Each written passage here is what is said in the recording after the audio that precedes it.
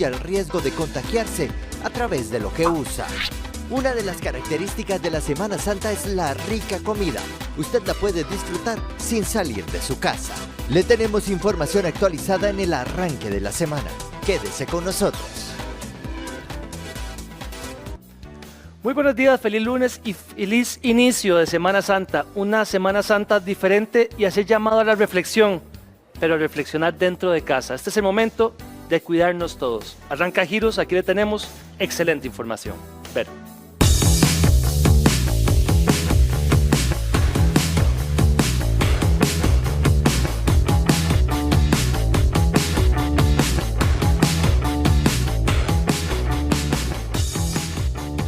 Gracias, Ítalo, gracias por acompañarnos en esta mañana y mucha atención porque vamos a hablar de las pruebas de diagnóstico que determinan si una persona está positiva o no con el virus del COVID-19. ¿En qué consiste esta prueba? Vamos a indagar un poquito más profundo en esta materia con el microbiólogo, el doctor Hugo Núñez, que nos acompaña en esta mañana. Muy buenos días, doctor. Buenos días, Verónica. Gracias por acompañarnos. Gracias. Doctor, empecemos a conocer las diferencias que hay versus una prueba común de cualquier virus de carácter respiratorio con el COVID-19. ¿Hay alguna diferencia? Ok, digamos, desde el punto de vista tecnológico, no. En las dos vamos a utilizar lo que se llama la metodología de PCR tiempo real, lo que vamos a buscar ya sea para COVID-19, H1N1 o virus de influenza, digamos, alguna secuencia específica de ese gen. Entonces lo que vamos a coger es tomar la muestra de sangre, sacarle el ADN o el ARN, dependiendo qué tipo de virus sea, y ahí vamos a buscar unas regiones que son específicas para el virus, en este caso para el COVID-19. Pero la metodología del análisis de laboratorio es la misma. Es similar. Sí. Ahora, doctor, ¿quiénes pueden realizarse o deben realizarse esta prueba, tanto en lo público como en lo privado, porque ya también está a disposición esta oportunidad? Sí, correcto. Digamos, en este momento ya a nivel privado se tiene. Ok, la prueba se la puede hacer o se la podría realizar cualquier persona que tuviera síntomas y cumpla los criterios de un caso sospechoso. Esos criterios, al final de cuentas, tienen que ser que tenga una sintomatología, fiebre, tos, problemas respiratorios. Se está dando mucho también ahora que se pierde la sensación del olfato y del gusto, ¿verdad? Entonces, eso es un signo característico que es importante. Sí cabe destacar que definitivamente la prueba tiene que ser solicitada por un médico, ¿verdad? No es que yo puedo presentarme a cualquier centro de salud y me la van a hacer porque yo quiera. Tengo que tener una sintomatología. Eso es un requisito de los lineamientos del Ministerio de Salud, de que tiene que cumplir con que es un caso sospechoso para COVID, y ahí es donde se hace. En este momento el médico es el que hace la solicitud para el paciente después de su valoración y su examen físico, y tiene que llenar un formulario, el VE01, que viene toda la parte de síntomas, dirección y todo eso. Eso es para que el Ministerio de Salud, en caso de que salga positivo, pueda darle el seguimiento, ¿verdad? Es importante en este caso que, digamos, tanto los públicos como los privados tenemos que hacer el reporte diario de los casos que procesamos, ¿verdad? Entonces, todos los días se manda toda la información de los casos positivos, los casos negativos o los indeterminados, y en ese punto, digamos, es después donde van saliendo las estadísticas a nivel nacional. Doctor, usted tiene aquí una serie de equipos. ¿Cómo es que se realiza la prueba? ¿Cuáles son, verdad, los pasos a seguir y los elementos que se necesitan? Ok. Vamos a ver, este es más o menos el equipo de protección básico que tiene que tenerse para tomar una muestra para hacer el COVID-19.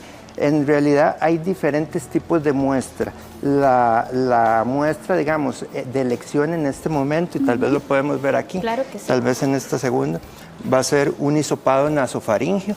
Este hisopado se va a introducir. De hecho, lo tenemos acá, ¿verdad, doctor? Sí, para correcto. Que lo podamos mostrar en vivo. Vamos a ver más o menos, no sé si lo pueden ver. Es delgadito, lo más delgadito posible. Sí, se puede, eso para que se vea un poquito mejor. Ahí se ve, sí se ve. Ahí está perfecto, ahí se ve. ¿Verdad? Entonces, este es el que se va a introducir en las fosas nasales para el hisopado nasofaringeo. Va hasta dónde tiene... bueno, a ver, aquí podemos ver, digamos, cómo se introduce. El paciente tiene que echar la cabeza un poco para atrás, y después en esta otra Más o menos para que se den una idea, digamos, si aquí tuviera la cabeza para atrás, entraría ese hisopo más o menos, esa torundita por acá. Hasta ahí se introduce Exactamente. entonces, doctor. ¿Y qué es lo que estamos buscando ahí? ¿Por qué en ese punto? Ok, digamos, el virus ingresa por vías respiratorias. Ya nos han dicho mucho que nos tenemos que lavar las manos, ¿verdad? Y no debemos tocarnos la cara. Lo que pasa es que el virus va a entrar por ojos, nariz y boca, ¿verdad?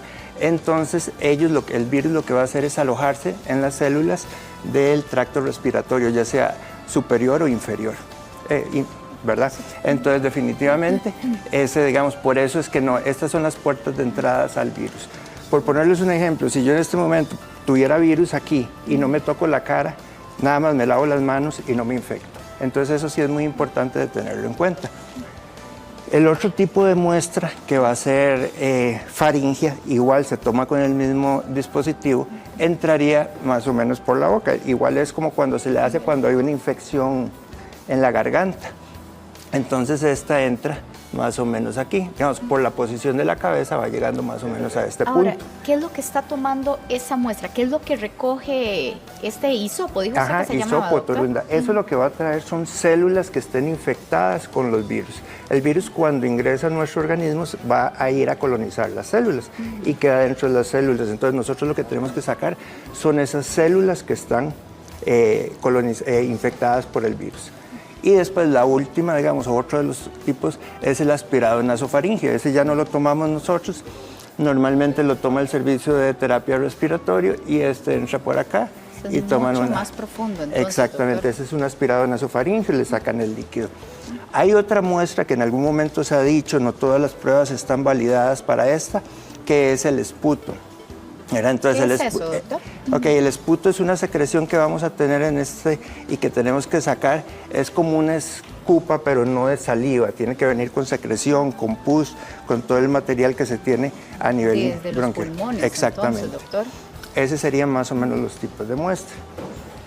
Ahora bien, una vez que nosotros tomamos las muestras, vamos a tener, en el caso de que sea nasofaringea, vamos a tener que tomar uno de estos por cada fosa nasal. Esto es para aumentar la sensibilidad, la mayor cantidad de células que tenemos. Luego esta la vamos a introducir en un medio de transporte viral. Este medio de transporte, al final de cuentas, lo que va a hacer es mantenernos vivos las células y el virus por un periodo de más o menos unas 48 horas, 72, dependiendo de las condiciones, mientras llega al laboratorio. Ahora, hablamos de cómo se tomaba. Toda esta otra parte son los implementos que nos tenemos que poner todos los profesionales de salud a la hora de tomar la muestra. Doctor, nada más para reiterar, usted hablaba de 72 horas incluso, dependiendo de las condiciones. ¿Qué tipo de condiciones podrían alterar la muestra? Sobre todo la temperatura. Sí, tiene que viajar en frío, ¿verdad? Son sensibles al calor, Son entonces. sensibles, la muestra se nos va a ir degradando y perdemos sensibilidad a la hora de hacer el análisis.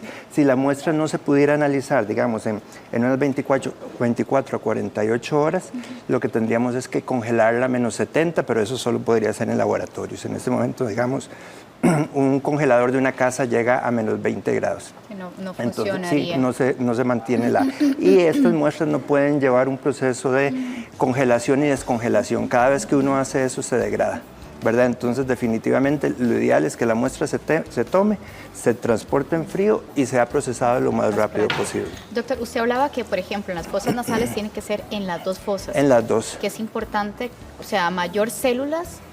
Exacto. O sea, entre mayor cantidad de células tengamos a la hora de recolectar la muestra, mejor va a ser nuestro resultado. En laboratorio, no solo en estas pruebas de biología molecular, pero es súper importante tener una muestra que sea de buena calidad. O sea, nosotros entre mayor cantidad de células podamos recoger en este momento, vamos a tener un buen resultado. Si la muestra es mal recolectada, vamos a tener un mal resultado.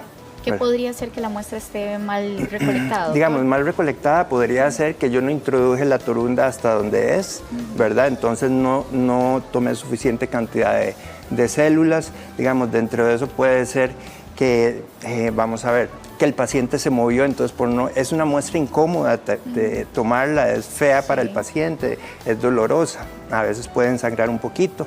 Entonces definitivamente sí se ha visto que cuesta, digamos, que cuesta mucho, al final digamos que el paciente no siente esa molestia y definitivamente, desgraciadamente, hay que maltratarlos un poquito para tomar. Es muy profunda, doctor. ¿Y por qué tiene que ser en ese punto, doctora, a ese nivel de profundidad? Es que en esta parte es donde se van a estar alojando todas, digamos, en las células del tracto respiratorio superior, ¿verdad? Ya después aquí se van a alojar aquí, pero toda esta parte es donde va a estar llena de células infectadas. Doctor, vamos a pasar unas imágenes justamente describiendo esta toma de muestra para que usted nos vaya explicando el procedimiento. Ok. La posición, doctor, porque esa posición es importante. A la hora de echar la cabeza para atrás nos permite crear un ángulo real o idóneo para tomar la muestra. Ahí podemos ver hasta dónde entra. Normalmente puede entrar unos 4 o 5 centímetros. Se le da unas vueltas para que haya más secreción a la hora de tomarlo, que arranque más muestras, ¿verdad? Ahí es donde, ahí, exactamente. Hasta ese punto, como usted lo mencionaba, es donde tiene que llegar entonces, exactamente. Doctor. Si se introduce menos, la muestra va a ser de menor calidad. O sea, mayor profundidad, mayor toma de células. Correcto, ¿verdad? Y vamos a tener una muestra de mayor calidad. Lo ideal es tomar las 2 fosas nasales para tener mayor cantidad de células. Y la cabeza inclinada hacia atrás. Ok. Doctor, ahí está la toma y ahora vamos con esta otra parte que usted decía que se pone en este medio, ¿verdad? Exactamente. Para darle un poquito más de vida. A las células y al virus. ¿Y qué continúa, doctor? Ok, después de esto la muestra es trasladada al laboratorio, ¿verdad? Ya en los laboratorios va a llevar un proceso, digamos, donde ya viene la extracción, purificación y amplificación del ADN o del ARN. ¿Eso qué quiere decir? Que nosotros cogemos esa muestra que va a tener células, cualquier tipo de virus, bacteria y todo, no solo de COVID, de todo. Entonces, lo primero que vamos a hacer es, por decir así, destruir las células, sacar todos los virus y bacterias que hayan ahí, ¿verdad? Sacamos este es un virus ARN, lo convertimos en ADN, lo agarramos y después purificamos ese material genético. Y con ese material genético lo que hacemos es que buscamos unas regiones específicas contra el patógeno que yo esté en ese momento queriendo identificar. En este caso, para hacer el COVID-19, buscamos 3 regiones específicas de este virus, ¿verdad? Entonces, esto es como encontrar una aguja en un pajar, ¿verdad? Definitivamente, porque aparte de que ya tengo el material genético de un montón de virus o bacterias, después tengo de todo eso decirle, ahora solo quiero esto, ¿verdad? Entonces, por eso es tan importante que la muestra sea correcta. Una vez que nosotros agarramos y cogemos esa parte, le decimos, quiero estas 3 regiones, empiezo a amplificar o a crear copias de esa misma, digamos, de la misma muestra, para ver, digamos, qué tanto material tengo que tenga esa característica. Y ahí se me va a empezar a pegar a las regiones que yo estoy buscando. Si se me pega a las regiones, quiere decir que está positivo. Si yo, por más que amplifico ese material que tengo y no se me pega nada, la muestra está negativa, ¿verdad? Ahora, doctor, ¿cuánto puede tardar todo este procedimiento? Ok, digamos, una vez que ya uno tiene la muestra en el laboratorio y arranca el procedimiento, ¿verdad? Es que es exhaustivo, como usted lo está describiendo, ¿verdad? O delicado, tal vez. Sí, digamos, puede andar en unas 4 o 5 horas, ¿verdad? Una vez que ya, para tener un resultado final. Lo importante y lo bueno en esta época o en estos momentos es que los laboratorios están muy automatizados, o sea, ninguno de estos pasos ya prácticamente se hace de manera manual. Todo se hace por medio de equipos extractores de ADN o ARN automatizados, en donde yo preparo la muestra, la pongo ahí, él me hace la extracción y purificación del material, ¿verdad? Y después se pasa a un termociclador, que es el encargado de hacer la amplificación de ese ADN, y ahí es donde buscamos las regiones específicas. Ya hay equipos, digamos, como en el caso nuestro, que tenemos un equipo que es completamente automatizado, y una vez que yo tengo la muestra, la preparo, la listo ya para poder procesar, la pongo en el equipo y el equipo hace automáticamente la extracción del ADN o el ARN, del material genético, la amplificación, él solo. sin manipulación de la humana, ¿verdad? Entonces eso ayuda mucho a que los resultados sean también de mejor calidad. Precisos. Exacto. Ahora, doctor, el equipo que tiene que utilizar la persona que hace la muestra, ¿verdad? El equipo de seguridad. Sí. Porque más si es un paciente que tiene probabilidades de estar contagiado. ¿Cuál debería ser? Ok, definitivo, digamos, esto es lo básico que uno va a tener que utilizar. O sea, yo no puedo, el personal de salud no puede atender o tomar muestras si no tiene sus medidas de protección adecuadas, ¿verdad? Entonces esto es parte de lo que uno tiene que, digamos, proteger al personal que lo toma. Hablamos que entra por boca, nariz y ojos, ¿verdad? Entonces definitivamente anteojos, digamos, para eliminar que vaya a haber alguna gotícula de saliva así en los ojos. Si uno utiliza anteojos, pueden ser este tipo de caretas que se ponen. Cumplen la misma función de protección. De protección, entonces definitivamente, digamos, puedo tener mis anteojos de ver, de lectura normales y no tener la problema. ¿verdad? Vamos a tener que usar, digamos, indiscutiblemente las mascarillas de protección. Esta es una N95, esta es una quirúrgica. Es importante porque ahora están haciendo mascarillas de todo tipo. Sí. Entonces, definitivamente uno tiene que ver que la mascarilla tenga, digamos, las condiciones idóneas de filtración. No cualquier mascarilla o una mascarilla que es solo tela no sirve absolutamente de nada, ¿verdad? Vamos a usar, digamos, desde el punto de vista un gorro, más sobre todo en el caso de las mujeres, la bata de protección, que uno se la pone y digamos, esto es desechable, después se quita y se descarta. Para cada muestra. Exacto. Prácticamente todo esto es desechable. Y un paso muy importante para evitar contagiarnos en los profesionales de salud es la utilización de guantes. En estos casos se están utilizando, o lo que se recomienda es utilizar doble guante en cada mano.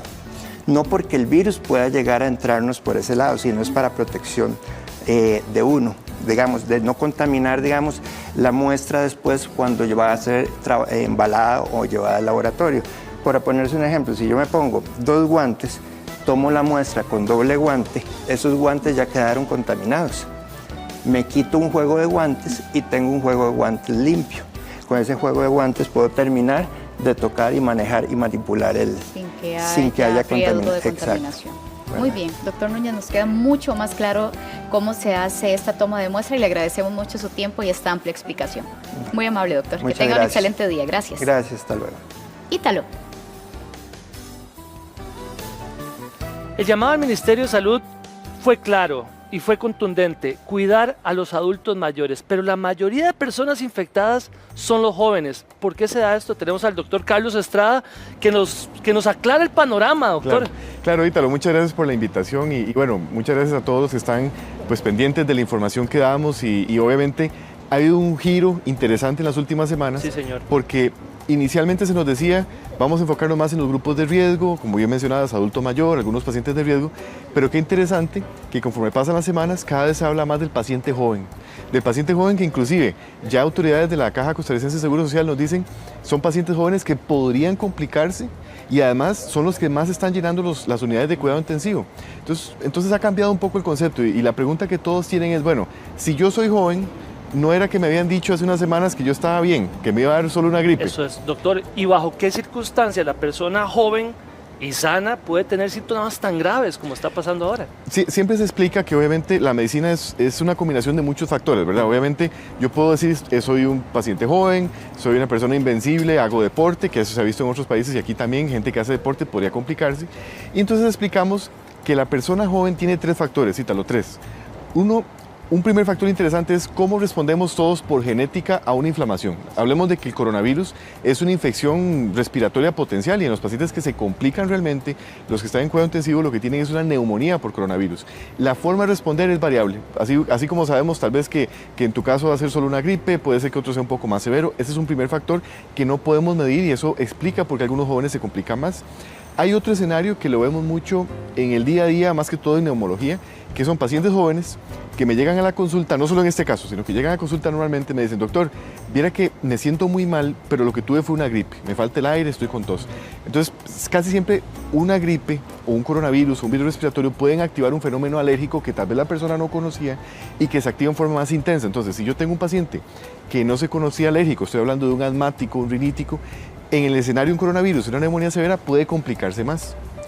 Y un tercer grupo que ha generado mucho revuelo en redes sociales, porque inclusive al inicio de las primeras semanas se hacían unas pruebas supuestamente que había que hacer para ver si yo tenía capacidad de hacer fibrosis pulmonar, se hablaba de esa palabra así, es que algunos pacientes tienen cierta tendencia a hacer cicatrices en pulmón. Entonces yo tengo este escenario del coronavirus como una infección aguda, y en algunos pacientes que pueden ser jóvenes generan mucha cicatriz residual, como por decirlo así, como las consecuencias de esa infección. Lo que viene. Lo que viene después. Entonces se habla esa palabra que le dicen fibrosis pulmonar, que eso es solo una enfermedad de muchas que son por cicatriz, y quiero dejarlo claro, no es que una persona con coronavirus siempre va a tener una fibrosis pulmonar, eso no es así, pero curiosamente en redes se hablaba mucho al inicio, en las primeras semanas había mucha información falsa sobre el tema, y precisamente tiene que ver con ese grupo de pacientes que hacen algún grado de cicatriz anormal. Entonces, repasando, por genética, por alergia o por cicatrices anormales en pulmón, un paciente joven podría complicarse.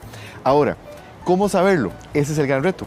Porque muchos dirán, bueno, esa explicación está interesante, pero ¿cómo sé yo que tengo 30 años, que hago ejercicio, que si tengo coronavirus me voy a complicar?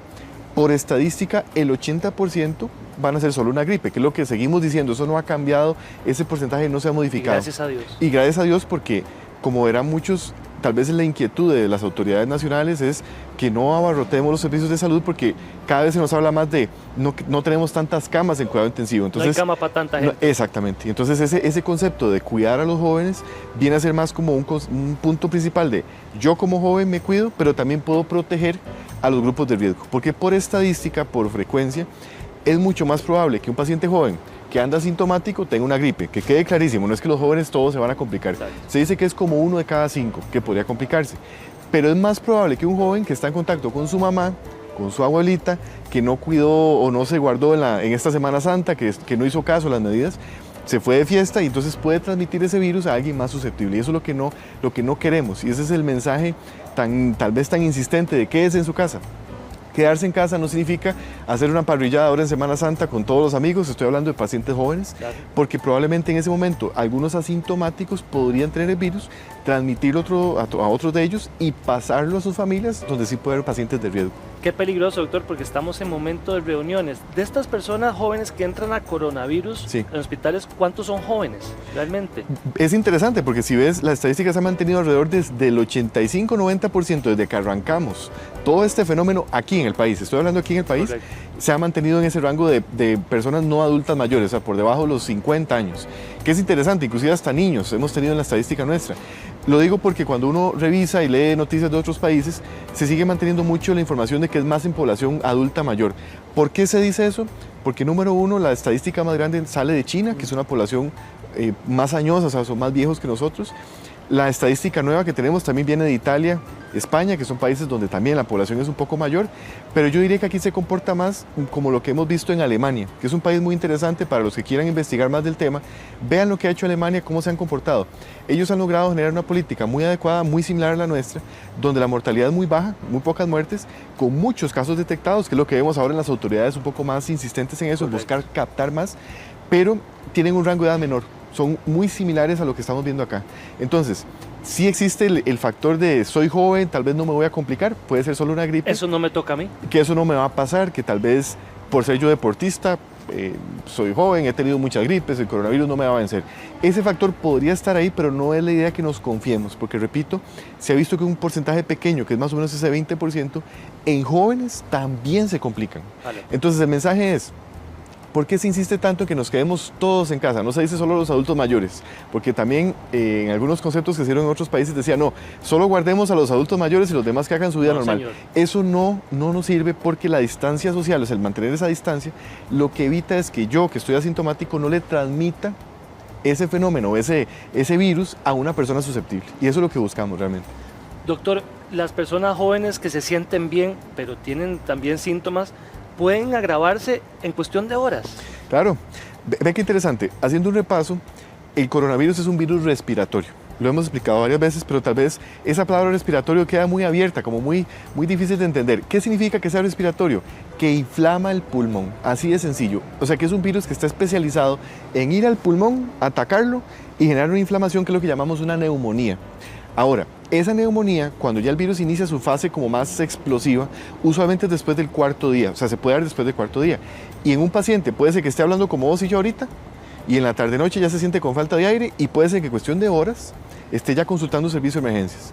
De ahí que hago un repaso, porque se nos ha dicho, y tengo que repasarlo de esa manera, cuando tengamos un paciente que ha estado con esa gripe o ha estado con fiebre, que inicia con falta de aire, con tos con flema o con sangre, y actualizando un poco el concepto nuevo de caso que se dio con el Ministerio de Salud el jueves pasado, si usted está con muchos síntomas de falta de aire, no se quede en su casa. Y estoy hablando especialmente a los jóvenes, porque de nuevo, el joven va a decir, no, esto tal vez fue que me agité mucho haciendo ejercicios en la casa, ahora que estaba haciendo pesas y demás. No se confíen. ¿Por qué? Porque precisamente hemos visto que el virus ya no da todos esos síntomas clásicos, inclusive en algunos ni siquiera fiebre, pero sí da mucha inflamación pulmonar. Y eso significa que puede ser una persona que se sentía bien y de pronto, qué raro, ya no puedo subir bien las gradas. O puede ser que se sienta con tos o está con tos con flema, con sangre. Es muy importante no confiarse. Podría ser un fenómeno alérgico, como he dicho siempre, asma bronquial es una manifestación, pero ¿qué pasa si es un virus respiratorio en un paciente que tal vez no tuvo todos esos síntomas por ser más joven? Mucho cuidado. ¿Por qué? Porque tenemos que tener claro que cuando agregamos de la parte inicial, que es esa gripe, la fiebre, hay más inflamación, pero cuando ya está con falta de aire, por favor no quedarse en su casa, porque muchos de los pacientes, y lo tengo que decir claramente, Ítalo, muchos de los pacientes que hemos visto ingresar a cuidado intensivo en estas semanas son pacientes que tienen esa historia, que tal vez aguantaron un poco. O sea, que estuvieron en su casa porque dijeron, no, esto es una gripe, tal vez no me voy a sentir mal, empezó la fiebre, pero cuando inicia la falta de aire, lamentablemente hay tal vez un exceso de confianza o tal vez un temor. Mejor no voy al hospital porque hay más pacientes. No se quede en su casa, porque abordarlo temprano nos ayuda a darle ese soporte y evitar que llegue a una unidad de cuidado intensivo donde hay que hacer muchas más cosas, mucho más elaboradas. Y se gasta más, doctor. Exactamente, es mucho más costoso también la atención, y además recordemos que cuidado intensivo, que comentábamos ahora fuera del aire, Sí, señor. no es como que estemos en un hotel, ¿verdad? Hay mucha gente que tal vez no entiende muy bien. La unidad de cuidado intensivo es una unidad de transición, se dice así, o sea que es una unidad donde yo le doy a un paciente como un flotador, literalmente, para que no se muera, así como lo estoy diciendo. Entonces, ve que Es la última escalera, ¿verdad, es la doctor? última, es el último peldaño. Y ve que lo dije así, como un flotador para que no se muera. Que ese flotador puede incluir un respirador artificial, medicamentos para mantenerlo vivo, que el corazón se pueda seguir, digamos, activando, inclusive máquinas para que el riñón pueda funcionar. O sea, hay mucho del manejo de cuidado intensivo que no es de un salón usual. Y por eso se insiste mucho. Cuando vemos las estadísticas, por favor revisen cuando alguno se está sintiendo como confiado, que dice, no, si son 20 casos, ¿por qué estamos haciendo tanto problema? Voy a ir a hacer fiesta en Semana Santa. Por favor, fíjese en el número de pacientes que están en cuidado intensivo. ¿Cómo ha ido aumentando? Y uno diría, qué raro, si el país se mantiene estable con 20 casos por día, ¿por qué aumentan los de cuidado intensivo? Precisamente porque estamos en esta fase del virus donde hay mucho paciente que tal vez no ha consultado, que son asintomáticos, que están transmitiendo y que eventualmente esos pacientes contaminaron o le dieron la transmisión a un paciente, y ese contagio directo a un paciente de riesgo puede hacerlo consultar, o como decíamos, un paciente joven que se confió y que se complica rápidamente.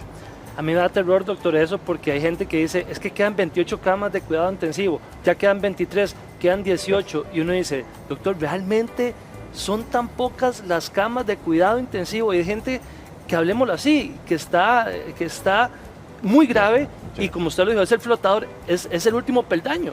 Así es, o sea, tenemos que tener claro que la cama de cuidado intensivo, dentro del gran panorama, o sea, si hablamos de un 100% de pacientes, dijimos un 80% serán los que tienen solo gripe, un 15% tal vez ni siquiera tengan síntomas formalmente, y hay un 5, ese 5, que es el paciente de grupo de riesgo, que puede complicarse. Y cuando usamos esa palabra complicar, que yo he insistido varias veces, cuando decimos la palabra complicar, quiero decirlo claramente, es que fallecen, se mueren, Ítalo, no es que estamos diciendo que es que quedan un poco más, que se sienten mal, no, se mueren. Entonces, cuando llegamos a ese 5%, ese numerito es el que estamos tal vez tratando de identificar como que el paciente no llegue ahí. Entonces vemos el esfuerzo de nuestras autoridades, porque lamentablemente vamos a tener pacientes que van a fallecer. Eso es una realidad, y es una realidad que, si ustedes ven otros países, fue exponencialmente grande en Italia, en España, porque no acataron las medidas en este momento, o sea, en esta semana. Digamos que ellos pudieran devolverse en el tiempo, créanme que ellos sabrían que lo que no hicieron semanas antes fue lo que pagaron un precio muy caro por no acatar las medidas de quedarse en su casa. Y la unidad de cuidado intensivo, recordemos, es un sinónimo de que todo el esfuerzo que se hizo anteriormente también está complicándose, en el sentido de que todo lo que pudo haber sido detección temprana, que fue solo una gripe, que tal vez estaba en su casa aislado, ya no sirvió. Y tenemos que ir a un hospital donde hay que darle un cuidado especial. Vean qué curioso que nuestro país ha tenido la capacidad de respuesta de tener hasta un hospital solo para eso. Sí. Y muchos dirán, pero doctor, la verdad es que ese hospital está vacío, casi no tiene nadie. Calma, calma, porque precisamente las medidas que se han tomado han sido muy adecuadas, porque si se nos tuviera que pedir que llenemos ese hospital, el hospital tiene esa capacidad de respuesta, pero no es infinita. Y el infinito me refiero a que, como vemos, como dijiste ahora, hay una estadística que ya casi queda menos camas. Sí, señor. Porque recordemos que esas camas no son solo para esos pacientes. En paciente hospitalizado también tenemos gente que se complica por cirugías, pacientes que están en algún accidente de tránsito, que se complicaron por alguna razón médica y que están en cuidado intensivo. O sea que esas unidades no están vacías, están con pacientes que de por sí van a llegar ahí. Entonces, tenemos que usar campos o camas para nuevos pacientes que serían por coronavirus. Entonces ahí es donde se empieza como a saturar. Y en la saturación, Ítalo, es donde vemos lo triste, que es lo que pasa, por ejemplo, ahorita en Italia, que tiene que tomar la decisión. Triage. El triage, que es muy duro porque éticamente es tomar la decisión. Bueno, este paciente podrá sobrevivir más que este.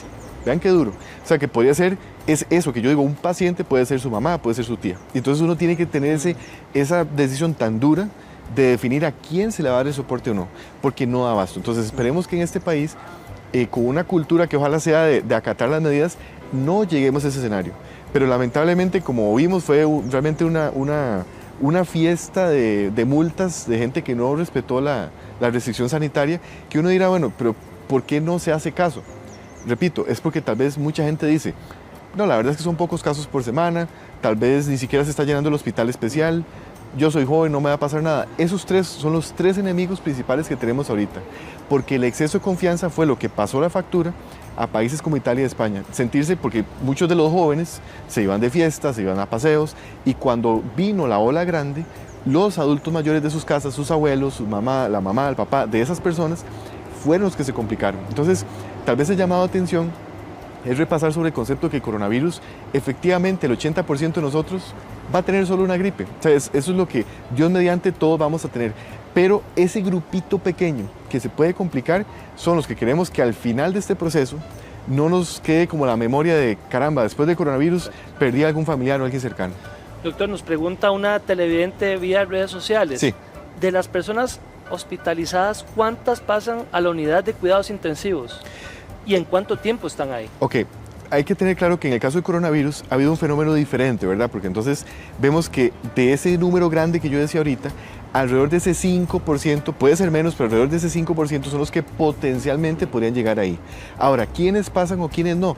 Pasan los que necesitan un soporte adicional. O sea, ese flotador que te explicaba ahora, esa necesidad de tener como una estructura que me mantenga vivo, no es que me está ayudando, es que me mantiene vivo, usualmente amerita manejo más especializado. Y cuando digo especializado, hablamos de la palabra respirador, que mucha gente ha escuchado ahora, lo ven en las noticias, en redes, que se habla de los ventiladores y mucha gente dice, ¿qué será eso? Para explicarles, conforme el virus inflama más el pulmón, necesita más oxígeno la persona. Y ese oxígeno yo puedo darlo con una mascarilla sencilla, que tal vez muchos han tenido la experiencia o ven en alguna película o demás, mascarillas sencillas, pero los respiradores son máquinas artificiales que meten aire en una persona que puede estar consciente o inconsciente. En el paciente que está inconsciente es el que ingresa a cuidado intensivo, usualmente es el que está más delicado, o sea que es una persona que literalmente, si no se hicieran esas medidas, estaría pues realmente en una condición demasiado extrema y que además puede fallecer. Entonces que quede claro que ese porcentaje que entra es un porcentaje que probablemente sea muy pequeño, pero muy significativo.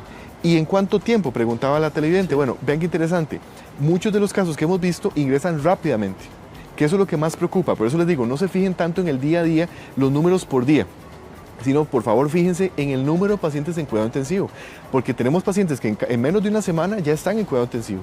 Y eso es triste en el sentido de que quiere decir que o esa persona se complicó seriamente por el virus, y estoy hablando de gente joven, pacientes jóvenes, o lamentablemente se atrasó mucho la consulta. Por eso decía, si usted tiene síntomas sugestivos de coronavirus o tiene coronavirus positivo, está en aislamiento y empieza con falta de aire, por favor no se quede en su casa, porque estamos viendo una fase donde entre más casos llegan, más posibilidad de que veamos casos que llegan a cuidado intensivo. Y es muy lamentable porque, lo digo claramente, entre más temprano se aborde un paciente, más se retrasa esa necesidad de hacer más cosas. Doctor, otra televidente pregunta, ¿qué otro nuevo síntoma es pérdida del gusto y el olfato? Qué dicha que me lo mencionaron, porque sí, Les decía que el jueves pasado ya tenemos una nueva definición de caso, además de lo que ya conocíamos, de los síntomas de gripe, que la fiebre mayor a 38 grados, lo que acabo de decir de falta de aire. Va cambiando, ¿verdad? Y va cambiando porque lo vamos conociendo más. Ve qué interesante que este virus llevamos casi 3 meses, iniciamos el 4.º mes, digamos, este mes de abril, pero va cambiando conforme lo vamos conociendo.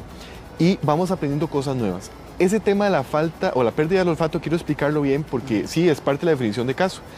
¿Qué significa eso? Mucha gente en este país tiene rinitis. Eso tengo que explicarlo, rinitis en el sentido que se levantan hoy en la mañana, como vos y yo, vinimos acá y qué raro, tengo la nariz como tapada.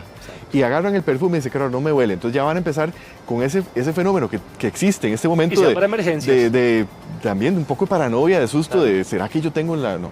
Mucho cuidado. Si usted es una persona que siempre le ha pasado que la mañana amanece un poco cargada la nariz, tal vez puede tener esa pérdida de olfato transitoria, pero si el todo no está con ninguna percepción de olfato, número 1, y además se asocia a una alteración en el gusto, porque curiosamente los receptores de olfato y gusto son los mismos, entonces al compartir la ruta tenemos que tener cuidado que se combinen.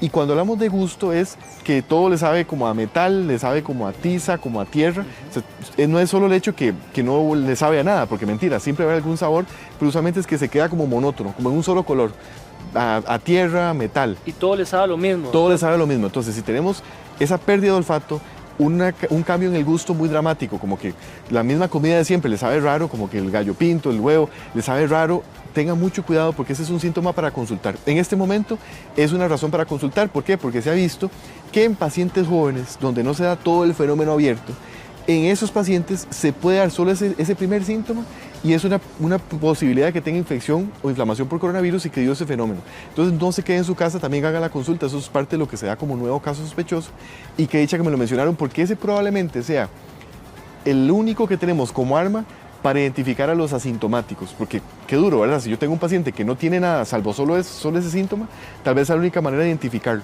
Y los asintomáticos también transmiten el virus, entonces es una forma importante, no solo por la persona que consultó, sino por los que están cerca, para evitar que el virus se transmita. Doctor, están mandando radiografía torácica. ¿Qué ven ustedes con esta radiografía? Ok, te decía entonces que el camino que uno recorre o que un paciente recorre con el coronavirus va desde solo la gripe, que yo siempre explico que es como un daño colateral del virus cuando ingresa por la vía superior, y llegamos hasta una neumonía severa. Entonces las neumonías son inflamación del pulmón, que usualmente es una respuesta para defenderse del virus, que en una placa se puede ver como zonas más blanquecinas, para explicarlo de forma sencilla. Entonces, por protocolo, si yo tengo un paciente que llega solo por gripe, no me puedo confiar, porque podría ser que aunque no ha estado con falta de aire, ya esté empezando ese fenómeno inflamatorio y yo lo pueda encontrar. Entonces yo tengo un paciente que solo viene por gripe, está con fiebre, positivo por coronavirus o con la sospecha. Si se le hace una placa podemos identificar si hay alguna zona de inflamación, pero eso depende mucho del momento donde el paciente llega al servicio de emergencias, de la condición clínica en que lo vean, o sea, no es que a todos se les está haciendo. Una amiga televidente se llama Yuri, le mandamos un saludo, muchísimas gracias por estar con nosotros. Yuri, ella tiene una tos con flema. Ajá. Y ahora ella fue a revisarse y le están diciendo, no, es que el coronavirus solo da tos seca. ¿Necesariamente, doctor? No, ahí sí no estoy de acuerdo. Realmente, coronavirus puede dar en el espectro, o sea, en la gama de síntomas, desde solo picazón de garganta hasta tos seca y hasta tos con flema. O sea, no necesariamente es solo un síntoma o no. Más bien, inclusive ahora, si todos han visto, cuando se dan las conferencias de prensa se va ampliando sobre los síntomas. O sea, vamos viendo que es preferible más bien, en este caso, si ha estado con esos síntomas y además lleva varias semanas, o digamos en estas semanas ha estado en contacto o tal vez tuvo algún contacto, mejor no quedarse con la duda y hacer la consulta. Ya mejor que se lo aclaren directamente y que le digan, bueno, no, tal vez es que usted es una paciente que tiene rinitis, que lo dije ahora, exacto, que se levanta con esa flema porque ya la tenía, o no, si es un paciente que mejor abordamos con cierto criterio de riesgo, pero la tos con flema también forma parte de los síntomas. Doctor Estrada, ¿hay una diferencia si el coronavirus entra por los ojos, por la nariz, por la boca? Estrictamente hablando, la forma de contacto siempre va a ser por vía respiratoria, o sea, digamos, nariz o boca. Esa es como la cualidad, la característica de este virus. Que es muy hábil, doctor. Y que lo hace en forma muy hábil porque precisamente vemos que no es de 1 a 1 como influenza, o sea, que solo una persona, sino es hasta 3. O sea, que es muy contagioso, rápidamente transmisible.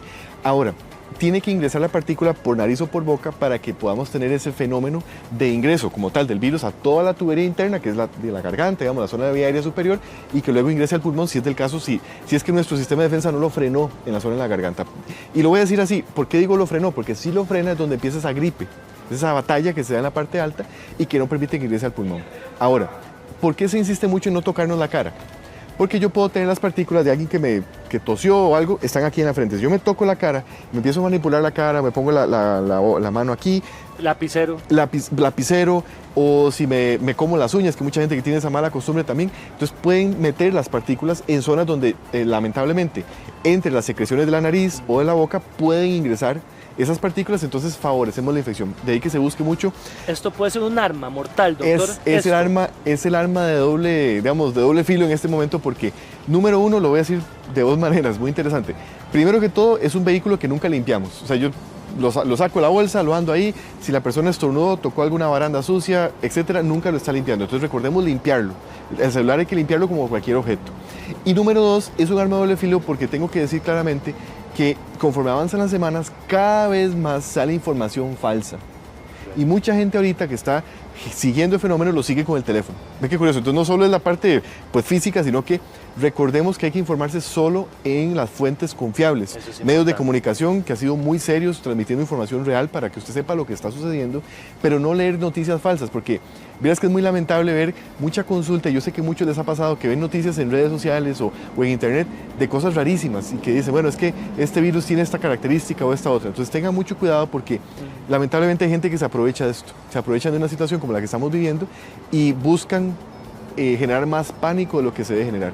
Quiero decirlo claramente, este es un virus respiratorio del cual vamos a pasar, esto va a pasar, vamos a salir adelante, pero hay una curva que estamos construyendo, que todavía estamos en ese crecimiento y no hemos llegado al pico, entonces mucho cuidado, esa curva va a pasar, pero que no nos deje esa secuela de gente querida o gente cercana que se complicó o falleció por el virus. Doctor, se nos está complicando todo, estamos en época de transición donde hace un sol espectacular y se viene un aguacero y empiezan las bacterias y empieza el dolor, empieza la tos, empiezan los moquillos. ¿Cómo diferenciar coronavirus de esta transición? Sí, es un reto, te soy honesto, es un reto porque desde el punto de vista médico o clínico hay una parte que tiene que ver con la historia. Entonces, probablemente el truco o el consejo que yo le daría a todo paciente que tiene esa duda es que normalmente no es la primera vez. ¿Me explico? O sea, ahorita mucho paciente asocia flema después de que lloviera, creo que un día esto llovió, cambió un poco el clima, está un poco más ventoso, asocian ese cambio de temperatura con, qué raro, me empezó a picar la garganta, tengo coronavirus.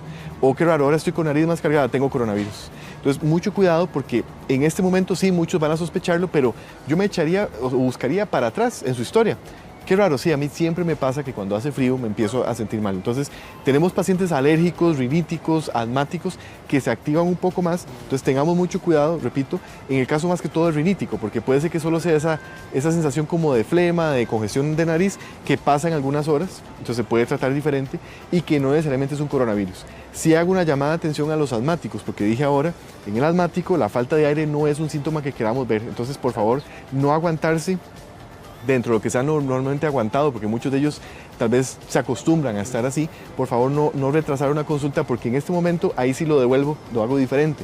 En un asmático es un grupo de riesgo, entonces ahí sí tenemos que tener cuidado que la falta de aire no sea por una razón que sea, por ejemplo, un virus como el coronavirus. ¿Cuál es la señal que me dice a mí necesito ayuda? Voy al hospital. La esencial, que esa no ha cambiado, porque mucha gente ahora que ven los nuevos conceptos lo cambian, es la fiebre. Fiebre mayor a 38 grados. Si usted está con esa sensación como de gripe o se ha sentido como incómodo y además tiene fiebre mayor a 38 grados, no se quede en su casa.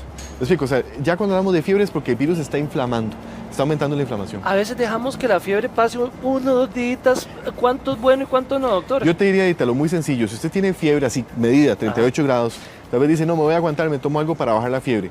Pero sigue al menos 2 días, no se quede en su casa. O sea, no deje pasar un día más. O sea, un día está bien, dejemos, tal vez fue que me asoleé, me sentí mal. Pero si ya pasa un segundo día, sigue con fiebre, sigue tomando medicamentos para la fiebre, por favor consulte, porque ese paciente es el que estamos buscando. Doña Andrea está preguntando que el esposo tiene fiebre de 37 a 38 grados, pero él tiene que ir a trabajar. Él está trabajando y él no quiere ir al servicio de emergencias ni al hospital. Bueno, ese es el caso que te decía, decir? Que al contrario, si ya ha estado con fiebre y especialmente se asocia a síntomas como moquera, dolor de garganta, picazón de garganta, por favor más bien consultar.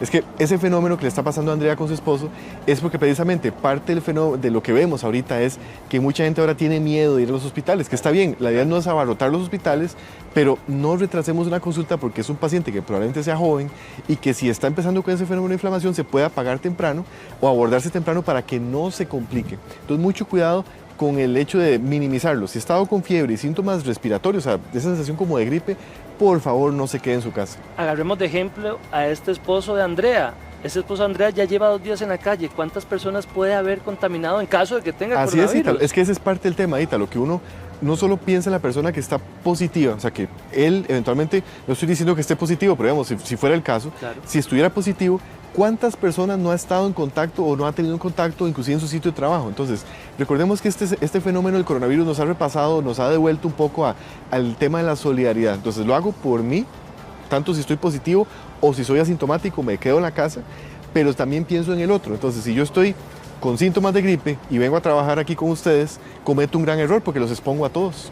Y eso no aplica solo para coronavirus, quiero dejarlo claro, nos está haciendo repasar, por eso dije, es un repaso de algo que tenemos que tener como cultura. ¿Por qué? Porque virus respiratorios hemos tenido muchos, influenza, adenovirus, respiratorio sincicial, que el año pasado por esta época tuvimos un pico en niños. Entonces, ¿cuál es el mensaje? Recordemos que estas medidas, muchas son cosas que ya teníamos que hacer, lavarnos las manos, parece mentira que hasta ahora se ha hecho una campaña masiva, pero desde tiempos del cólera. Y una cultura que ojalá nos quede como algo positivo. Hay que sacar cosas positivas de una vez, es parte de lo que vemos positivo.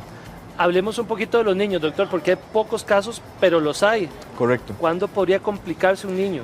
Los niños, por una cuestión de estadística, desde el puro inicio se decía que es un virus como que no afectaba a niños, era como un mito que existía ahí. Realmente, como vemos en la curva nuestra y en otros países también, no es así. Los niños también pueden complicarse y aplica exactamente igual. Ahora, exactamente igual me refiero a los síntomas que mencionamos, también el hecho de que tengan falta de aire, todos aplica igual. Lo único que hay que tener cuidado con los niños es que el niño, su respuesta de defensa puede ser diferente. O sea, yo puedo tener un niño que no va a tener toda la flema ni la tos, sino solo está cansado, o ya no quiere jugar, o qué raro, anda durmiendo mucho, o qué raro, yo lo veo como que ya no quiere comer. Entonces se vuelven síntomas diferentes, muy específicos de niños, porque ellos no responden igual.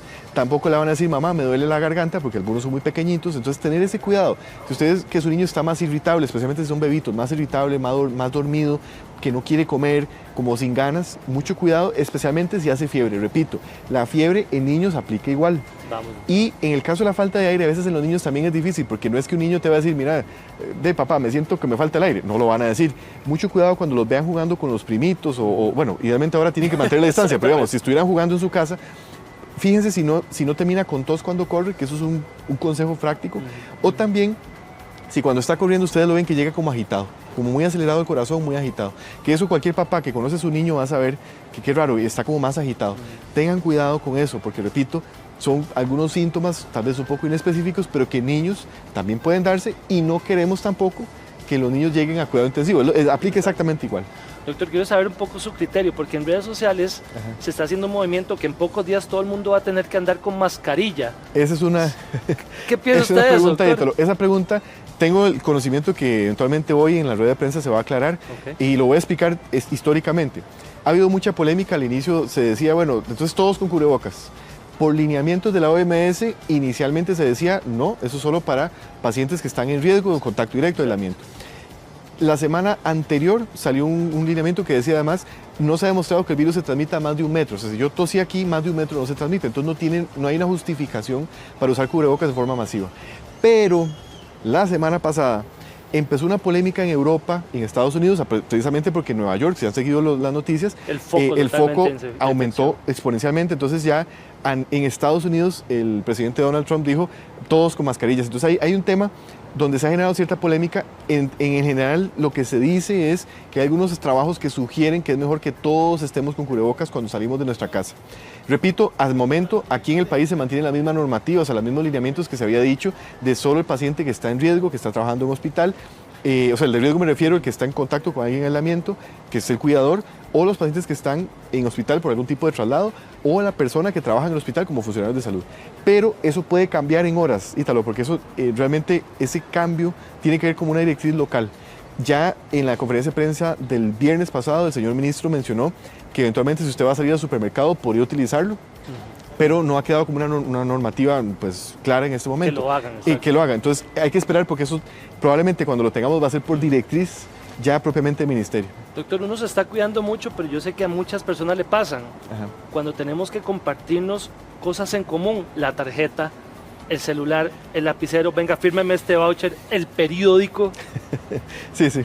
Eso también explico. Conforme conocemos más el virus, al inicio hasta hubo un pánico de paquetes que venían de China. Entonces, no sé si recuerdas que, Claro, que se decía, bueno, entonces yo compré algo por internet, mejor que no venga, y hubo una serie de temas alrededor de eso. Conforme más conocemos el virus, se ha visto que la menos frecuente de las vías de transmisión es a través de objetos. Esa es la menos frecuente. No es que no exista, pero es la menos frecuente. Y sí, tenemos que extremar medidas en ese sentido.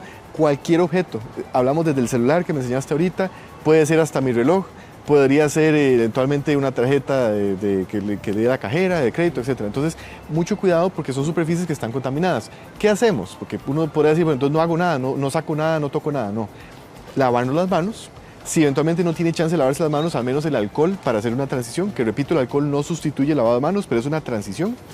Y en el mejor de los casos, evitar ese contacto. O sea, ¿qué significa? Por ejemplo, ahorita le decía a una paciente ayer, si usted le va a entregar un regalo a alguien, mejor no se lo entregue directamente, déjelo, que la persona lo pueda limpiar como si fuera un objeto cualquiera y luego la persona lo recibe. Estoy hablando más que todo de gente que quiere algún regalo, rosas, me explico, los chicos seguimos viviendo, o sea, seguimos teniendo nuestra actividad, entonces mucho cuidado con esos gestos de afecto o entregar algún tipo de paquete, o ahora en Semana Santa, que tal vez muchos están en su casa, pero reciben algún tipo de paquete. La chiverre, ¿verdad? La comidita que viene para acá y para allá. Que van a compartir también. Mucho cuidado porque tal vez no es que vamos a ser paranoicos en buscar que todo esté contaminado, pero sí tener cuidado con objetos que ingresan a la casa. ¿Por qué? Porque así como aplicamos el concepto de que si usted viene de la casa a trabajar y va a llegar, podría traer el virus, algunos objetos podrían tenerlo. Pero repito, es la menor de las rutas, no la estamos menospreciando, pero ya se vuelve más importante lo que hablábamos bien del tema de la tos, que ahí es donde se genera esa polémica de las mascarillas, que te repito, eso se va a aclarar probablemente en esta semana, pero ya como un lineamiento nacional. A la fecha, para que quede claro para todos, es realmente muy a criterio de la persona que lo está usando, pero no es que hay una directriz como que todos vamos con cubrebocas, porque eso cambia mucho la dinámica de lo que hemos venido diciendo. Y repito, muchos dirán, pero qué raro, porque hace una semana nos decían una cosa y ahora cambia, porque este virus lo vamos conociendo, puedo decírtelo así, día a día. Sí, señor. Día a día uno revisa cosas nuevas que van saliendo, entonces es parte del reto. Doctor, doña Marjorie pregunta, Sí. ella está haciendo el distanciamiento social, Ajá. está a 2-3 metros, pero dice que si ella va caminando y pasa alguien en bicicleta, estornuda, esas moléculas le podrían llegar a ella aunque esté 3-4 metros.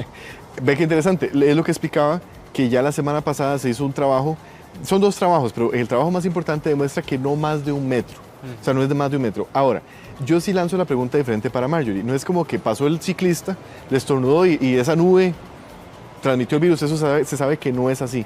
Pero, ¿qué pasa si yo voy corriendo o voy caminando por la acera y tal vez estornudó a una persona 20 minutos antes y dejó esa nube, porque eso es un aerosol que queda ahí, y yo paso por esa nube? Ahí sí podría haber contacto. ¿Me explico? Entonces no es que se transmite como que yo tosí acá y lo llevó el viento. y lo llevó el viento y lo llevó para Cartago. Ajá. No, eso no es así. Eso es lo que ya está claro que no es así y no es más de 1 metro. Pero sí está en ese término del metro 8 que hablamos de la Correcto. distancia, donde esas partículas pueden estar ahí, y si yo tosí, por ejemplo, te toso acá y vos te levantas y pasas para el otro lado, en ese Ahí lo cruce, agarré. ahí lo agarraste. Entonces, no es tanto el hecho de tenerle miedo al ciclista, porque yo entiendo la pregunta de Marjorie, es como, bueno, si yo estoy en mi casa, estoy en la acera y pasa un ciclista, ya me lo pasó. Exacto. Más si estornudó, ¿verdad? Exacto. No es llevar ese pánico excesivo, especialmente porque también va de la mano del pánico que también hemos notado de mucho paciente que tal vez está en el supermercado y alguien estornuda y ya hay un fenómeno como de mejor quémelo vivo porque esa persona nos contaminó. No, recordemos que puede ser que esa persona estornudó y es porque tiene alergia o es un rinítico, Exacto. como muchos de los pacientes que vemos aquí en Costa Rica. Ahora, si la persona estornuda y no tiene un protocolo adecuado, sí es tal vez interesante llamarle la atención porque estamos en un momento de cultura. Entonces, si no se tapó con el codo, no utilizó una toalla, entonces sí, por favor, señor, tenga respeto por los que estamos ahí.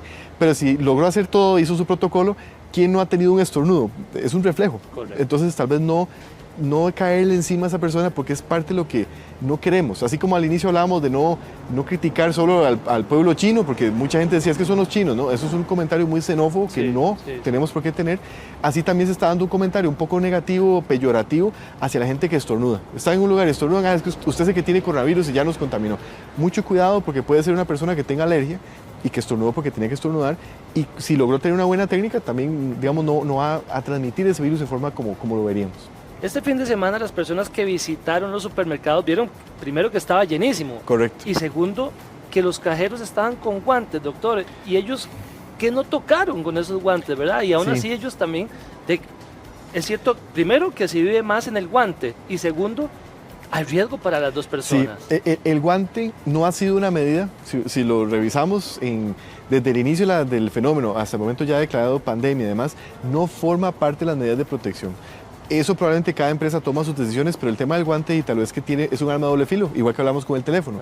Porque el guante tiene una técnica de retiro. Si yo me lo retiro mal, más bien me contamino más, número 1. 2, no evita el hecho de que no haya transmisión de partículas, como bien dijiste, quién sabe cuántas cosas tocó y si hay partículas ahí. Y además retrasa o limita, o sea, quita la cantidad de veces que yo me lavo las manos. Porque ve que curioso, si yo tengo un cajero que está probablemente con guantes, se va a lavar las manos menos.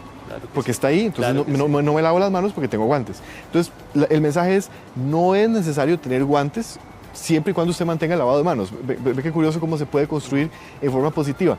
Pero muchas personas dirán, mejor me pongo guantes para protegerme.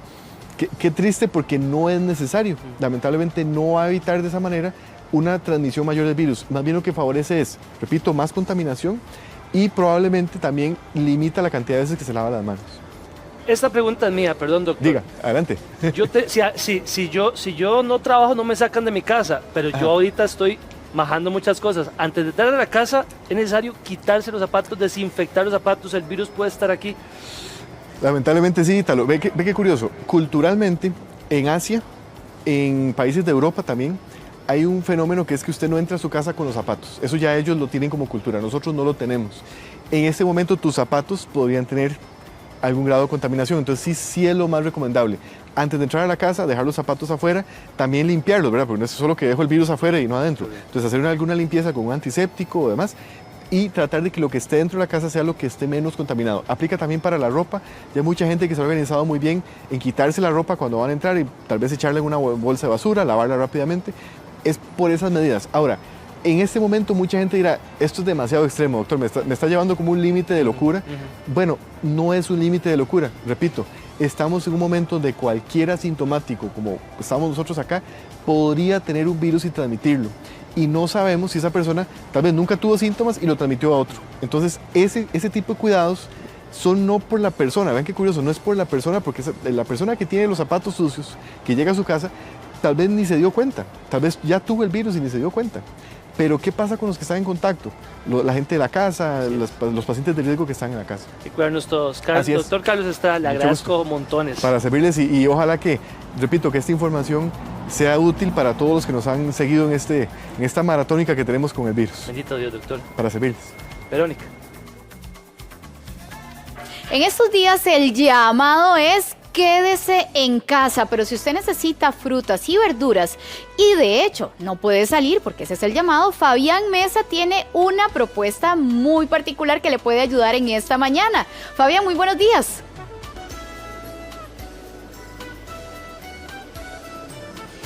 Compañeros, nos encontramos en Curridabat con el presidente de la Corporación Hortícola Nacional, precisamente por eso. Ellos tienen una opción para usted, para que se quede en casa y eso sí, no le haga falta ninguna fruta, ninguna verdura, ningún vegetal. Don Martín, bienvenido. Muy buenos días y muchísimas gracias por el espacio que agradecemos todos los agricultores. Cuénteme un poco acerca de esta iniciativa que tienen ustedes para que prácticamente todo lo que ocupamos nos llegue a la puerta de la casa. Curiosamente, los agricultores, la Corporación Hortícola, liderando la articulación, lo que queremos es llevar hasta su casa la caja del agricultor. ¿En qué consiste? Consiste en 2 cajas, básicamente. Una primera que sería la caja básica, que lleva 16 productos, y una segunda caja que llevaría 19 productos. La primera caja, la caja básica, tendría un valor de 19.850 colones y la segunda un valor de 22.850 colones. Yo le quiero pedir a don Wilber, don Martín, que nos abra precisamente este camión para ver la frescura de los productos y algo muy importante, productos 100% costarricenses. 100% costarricense y con la inocuidad que Cuénteme un poco qué es lo que hay necesitamos acá. por el tema salud en este momento en el país. Hoy es importantísimo saber que la Corporación Hortícola cuenta con una de las plantas inocuas más avanzadas del país y por ende la pone a disposición para los productores, los cuales desde una plataforma y siguiendo toda una trazabilidad del producto para su calidad y nutricionalidad, logramos llevarla, articularla y presentarla al consumidor hasta la puerta de su casa. Cuénteme qué tiene que hacer la gente para poder acceder a estos productos, a quién llama, a dónde escribe. Ok, toda la información, la primaria, se encuentra en www.agrochn.com y si no, por la plataforma de Uber Eats. Ahí estamos para llevárselo hasta la puerta de su casa. Recordarles que este precio tiene incluido hasta la puerta de su casa. ¿A qué provincias pueden llevar esta bolsita? Cartago, San José, Alajuela, Heredia. Algo muy importante, también los productores que quieren participar de esta iniciativa, los productores que quieren ponerse en contacto con ustedes para ofrecer sus productos, ¿qué tienen que hacer? Correcto. Curiosamente, dentro de la página está la información para que los agricultores entren, se puedan, por decirlo así, afiliar y logren estar dentro de un registro, porque hay algo que tener muy claro. Nosotros no vendemos productos común y corrientes, les damos toda una trazabilidad, todo un seguimiento, entonces es importante que ellos estén dentro de ese listado para nosotros poder comprar directo. Recordar que la Corporación Hortícola está abocada a eso, ayudar al productor a que pueda tener esa comercialización más sana y en especial con este nuevo proyecto que lo hemos puesto en marcha debido a la crisis del país, llegue a la puerta del consumidor. Algo que quería preguntarles, ¿cuánto tarda el producto en llegar a mi casa? Por ejemplo, yo lo pido en este momento, ¿cuánto tiempo va a tardar? Ok, si es por medio de la página, tenemos un lapso ahí de 6 horas dependiendo el cierre de día. Si es por Uber Eats, es de inmediato, según disponibilidad de producto, ¿verdad? Algo que usted me contaba importante es que hay varios lugares en los cuales están ustedes estratégicamente en San José. Claro que sí. Ahorita, curiosamente, nos encontramos en Curridabat y en las instalaciones de Saturnia. Otra sería en La Sabana, en el MAC y en Cartago Centro. Muy bien, don Martín, le agradecemos mucho por esta información. Ya saben, todas las personas, no hay que salir de casa. La Corporación Hortícola le puede llevar todo lo que usted necesita. Volvemos al set de giros con más información. Muchísimas gracias, Fabián, por esta valiosa información para que usted se quede en casa, pero con todo lo que necesita. Pero en este momento le damos paso a nuestros compañeros de Noticias Repretel. ¿Qué relación tiene la artritis con el nuevo coronavirus? Aquí tenemos al reumatólogo, el doctor Francisco Brenes Sileski. Doctor, bienvenido. Igualmente. Vamos por el principio, doctor. ¿Qué tan contagioso y qué tan mortal es este virus? Bueno, este virus ha mostrado una curva de incidencia bastante atroz, diría yo, y eso explica por qué lo tenemos prácticamente en todos los países. Tal vez en los que no hay es porque no hay gente, ¿verdad? Entonces tiene una tasa de crecimiento diaria bastante acelerada que no se ha visto en otros tiempos. ¿Es mayor el riesgo de contraer el nuevo coronavirus si tengo artritis, doctor? ¿Tengo más riesgo? Esa es una pregunta que siempre se hace en el paciente que tiene una enfermedad reumática, porque siempre existe una relación infección y activación de la enfermedad reumática. Ese es el primer nexo. Además, la enfermedad infecciosa es una de las principales causas de muerte de un paciente reumático, junto con la enfermedad cardiovascular. Entonces, lo primero que se pensó cuando aparece el coronavirus es ver qué tanto factor de riesgo es tener artritis para obtener la enfermedad o la evolución que tenga el paciente. Doctor, si soy reumático, ¿tengo que tener cubreboca? ¿Andar con cubreboca? No es necesario, a no ser que esté infectado, para evitar infectar a otros pacientes, ¿verdad? Pero si no, no es necesario el cubreboca. Hay otras medidas que son más importantes para que el paciente haga, que sí le pueden marcar la evolución de esta enfermedad. Para una persona con una enfermedad reumática es más fácil contraer este virus, doctor. Si el paciente con enfermedad reumática, ya solo por tener la enfermedad, su sistema inmune es disfuncional. Además de eso, les damos medicamentos que regulan el sistema inmune y entonces eso puede poner en riesgo a un paciente a que tenga también la enfermedad. Y además el paciente reumático, entre el 40 y 60% llegan a ser hipertensos o diabéticos, y eso es uno de los principales factores de riesgo de mala evolución en un paciente que tenga esta enfermedad. Ahora, si se enferma, ¿podrían presentar síntomas más graves que las personas, llamémoslos saludables o normales, doctor?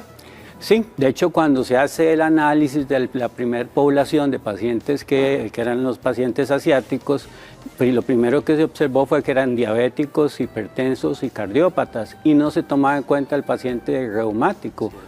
Y esto lo que definía era que esos pacientes no es que tienen más facilidad de tener el virus, pero sí una progresión diferente a las que no lo tienen. Pero resulta que muchos de esos pacientes diabéticos o hipertensos también tienen enfermedades reumáticas que no las contemplaron en el análisis. ¿Cómo se puede manifestar el virus, doctor, en estas personas? El paciente tiene el sistema inmune modulado y los síntomas de una enfermedad viral están dadas por la acción del sistema inmune sobre ese síntoma. Los medicamentos antirreumáticos, de alguna manera, sobre todo los medicamentos esteroidales, podrían modificar algunas manifestaciones, como por ejemplo la fiebre. Tos y dificultad respiratoria pues son más frecuentes, pero el fenómeno de la fiebre sí es importante saberlo o expresárselo al médico que está tomando un esteroide para que tome en cuenta a la hora de hacer el diagnóstico. Si sufro de una enfermedad reumática, ¿puedo contraer el COVID-19 de mi mascota, doctor? No, eso no se ha visto ni siquiera en pacientes con otras enfermedades. Pues, sí, eso sí, siempre hay que tener cuidados también con el animalito para que no esté siendo sus piececitos, sus patitas, perdón, contaminantes en su zona donde el paciente está, pero no transmisión directa. La persona reumática que toma medicamentos, ¿cuál puede ser el riesgo, doctor, que contraiga este virus? Bueno, existen medicamentos que le mandan señales al paciente con enfermedad reumática para que ese sistema inmune se defienda y no que ataque al paciente. E inclusive existen algunos medicamentos que se usan en enfermedades reumáticas que han demostrado disminuir o atacar el virus como tal. E inclusive hay algunos estudios preliminares donde la hidroxicloroquina participa en ese fenómeno. Sin embargo, se hace un llamado a la mesura en ese aspecto, porque ese es un medicamento muy importante para enfermedades reumáticas donde puede definir la vida o la muerte. Y si esos pacientes que sí necesitan el medicamento siempre se desabastecen del medicamento, podríamos tener otro problema peor que el que utilizarlo en cualquier persona que tenga o no quiera tener el virus. Si soy reumático y soy positivo para coronavirus, doctor, ¿qué tengo que hacer? Bueno, ahí tiene que extremar las medidas, porque sobre todo tiene que generar un aislamiento mayor, y ahí sí tiene que tener su cubrebocas, porque puede ser que la evolución de la enfermedad es más severa. Hay que estar muy atentos sobre los síntomas respiratorios y tener todavía mucho más aislamiento, porque va a ser un contaminante fácil, porque el virus tiene menos resistencia del cuerpo hacia él, o sea, el virus ahí estaría como de vacaciones. Es un virus que estamos conociendo, doctor. ¿Cuáles medicamentos pueden empeorar más bien la sintomatología del paciente? Sobre todo los medicamentos esteroidales, cuando lo que llamamos cortisona. Cuando se han evaluado otros medicamentos que le llamamos inmunomoduladores, ellos no se han observado que tengan ese impacto tan marcado como el que sí puede tener el esteroide, que inclusive en algunas publicaciones muy recientes se discute si la patología pulmonar debe manejarse o no con este tipo de medicamentos, porque puede empeorar y durar más el tiempo de aclaramiento, mejoría a nivel pulmonar. ¿Niños con artritis tienen más riesgo, doctor? Técnicamente sí, por dicha no han habido, y por dicha la artritis juvenil es mucho menos frecuente que la artritis en el adulto, que es ese grupo en los cercanos a los 51, 46, 51 años, que precisamente es el promedio que se ha dado en esta pandemia de infección por el virus. Ahora, doctor, hay gente que empieza a suspender su tratamiento, ¿verdad? Y tal vez ni le dice al doctor por qué no debe hacer este tipo de cosas, y más en estas épocas. Eso es importantísimo, porque el paciente tiene que saber que su enfermedad reumática tiene que estar controlada. Si no está controlada, debe recurrir al médico o se recomienda la teleconsulta para saber si tiene signos que haya que corregir el tratamiento. Nunca abandonar el tratamiento, porque una enfermedad reumática descompensada es terreno fértil para cualquier infección, no solo el virus, sino otros elementos infecciosos. Y entonces esas cosas sí se ha llegado a una discusión, porque se planteaba, quitamos el tratamiento. Pero un paciente reumático, quitarle el tratamiento súbitamente, lo que va a causar es un peor problema que el beneficio. ¿El distanciamiento tiene que ser mayor en este tipo de personas, doctor? No necesariamente el distanciamiento, pero sí que el grupo social donde va a estar el paciente, algunos dicen recluidos, yo digo disfrutando de su casa, de su familia, pues que sean pocas personas, ¿verdad? A veces uno oye, bueno, estamos defendiéndonos del virus los 16 en la casa de la playa, eso no es aislamiento, ¿verdad? Eso es un grupito que se puede disfrutar. Se puede disfrutar, exactamente. Doctor, ¿cómo se llama ese medicamento que era importante pero que casi no hay? La hidroxicloroquina. Ese es un medicamento que se utiliza en artritis reumatoidea, se utiliza en lupus, se utiliza en casi todas las enfermedades reumáticas, modificando la evolución. En lupus, por ejemplo, es el único medicamento que ha demostrado que reduce la mortalidad. Pero también se ha observado que al virus le causa daño. Entonces, se ha pensado utilizarlo. Sin embargo, las agencias regulatorias han mandado a decir, bueno, si se va a utilizar para eso, se tiene que generar una producción mayor, generar mayor facilidad para obtenerlo e inclusive reducir costos y menos trabas para que los medicamentos entren a los países que tocan. Entonces, esa recomendación es fundamental porque un lupus sin hidroxicloroquina es muy difícil manejarlo o habría que manejarlo con los famosos corticoides que tienen más problemas a largo plazo. Una persona con artritis y con coronavirus, doctor, tiene que tener unos cuidados especiales, ¿verdad? Que los normales. ¿Cuáles serían esos cuidados, doctor? Principalmente esa observación, ¿verdad? Inclusive tengo alguna otra enfermedad, va a ver que esa enfermedad esté controlada. Por ejemplo, un paciente con artritis y la presión alta no está bien, la mortalidad de ese paciente es muy alta.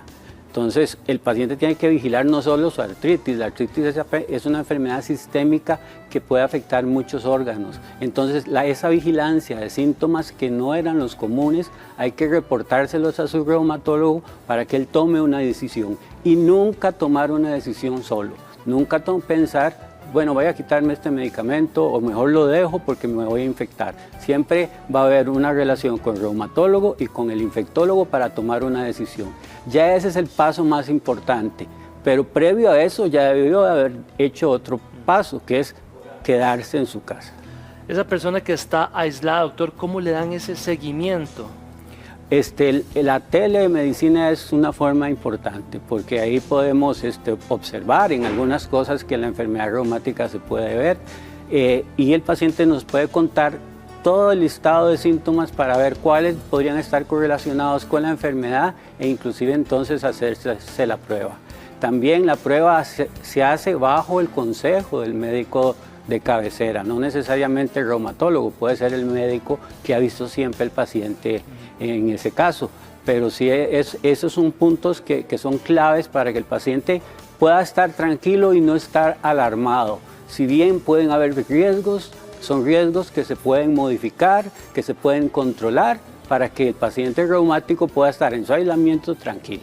Esta persona con artritis, doctor, ¿qué debería tener a la mano? Porque no puede salir tampoco.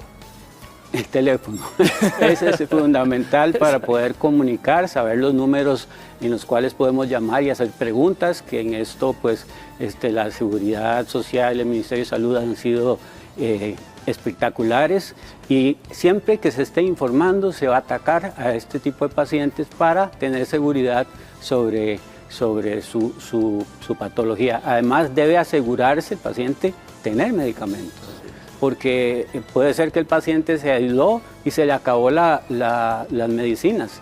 Entonces, él debe calcular eso, ¿verdad? Siempre decimos cuántas pastillas por día, etcétera, y saber si se va a acabar o no para solicitar con tiempo el medicamento, porque como dijimos, sin medicamento, enfermedad activa, mayor mortalidad. Ahora, doctor, ¿ese medicamento se lo puede mandar la caja hasta su casa también? Sí, claro que sí, eso es parte de los beneficios que se tienen, que el paciente envía ahora por medio electrónico el medicamento que está tomando.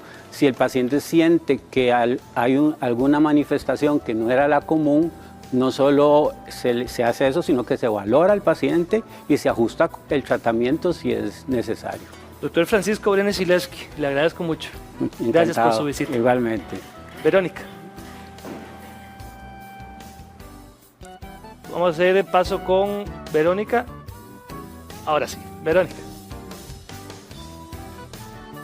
Gracias, Ítalo. Y en este momento vamos a comunicarnos con el alcalde Nixon Ureña de San Ramón, donde presentan varios casos de COVID-19 positivos. Alcalde, muy buenos días. Gracias por acompañarnos. Señor alcalde, un placer. Verónica, muy buenos días. Gracias por acompañarnos, buenos días. ¿Cuáles serían las medidas que se están tomando en este momento en el cantón para que no se propaguen estos casos, alcalde?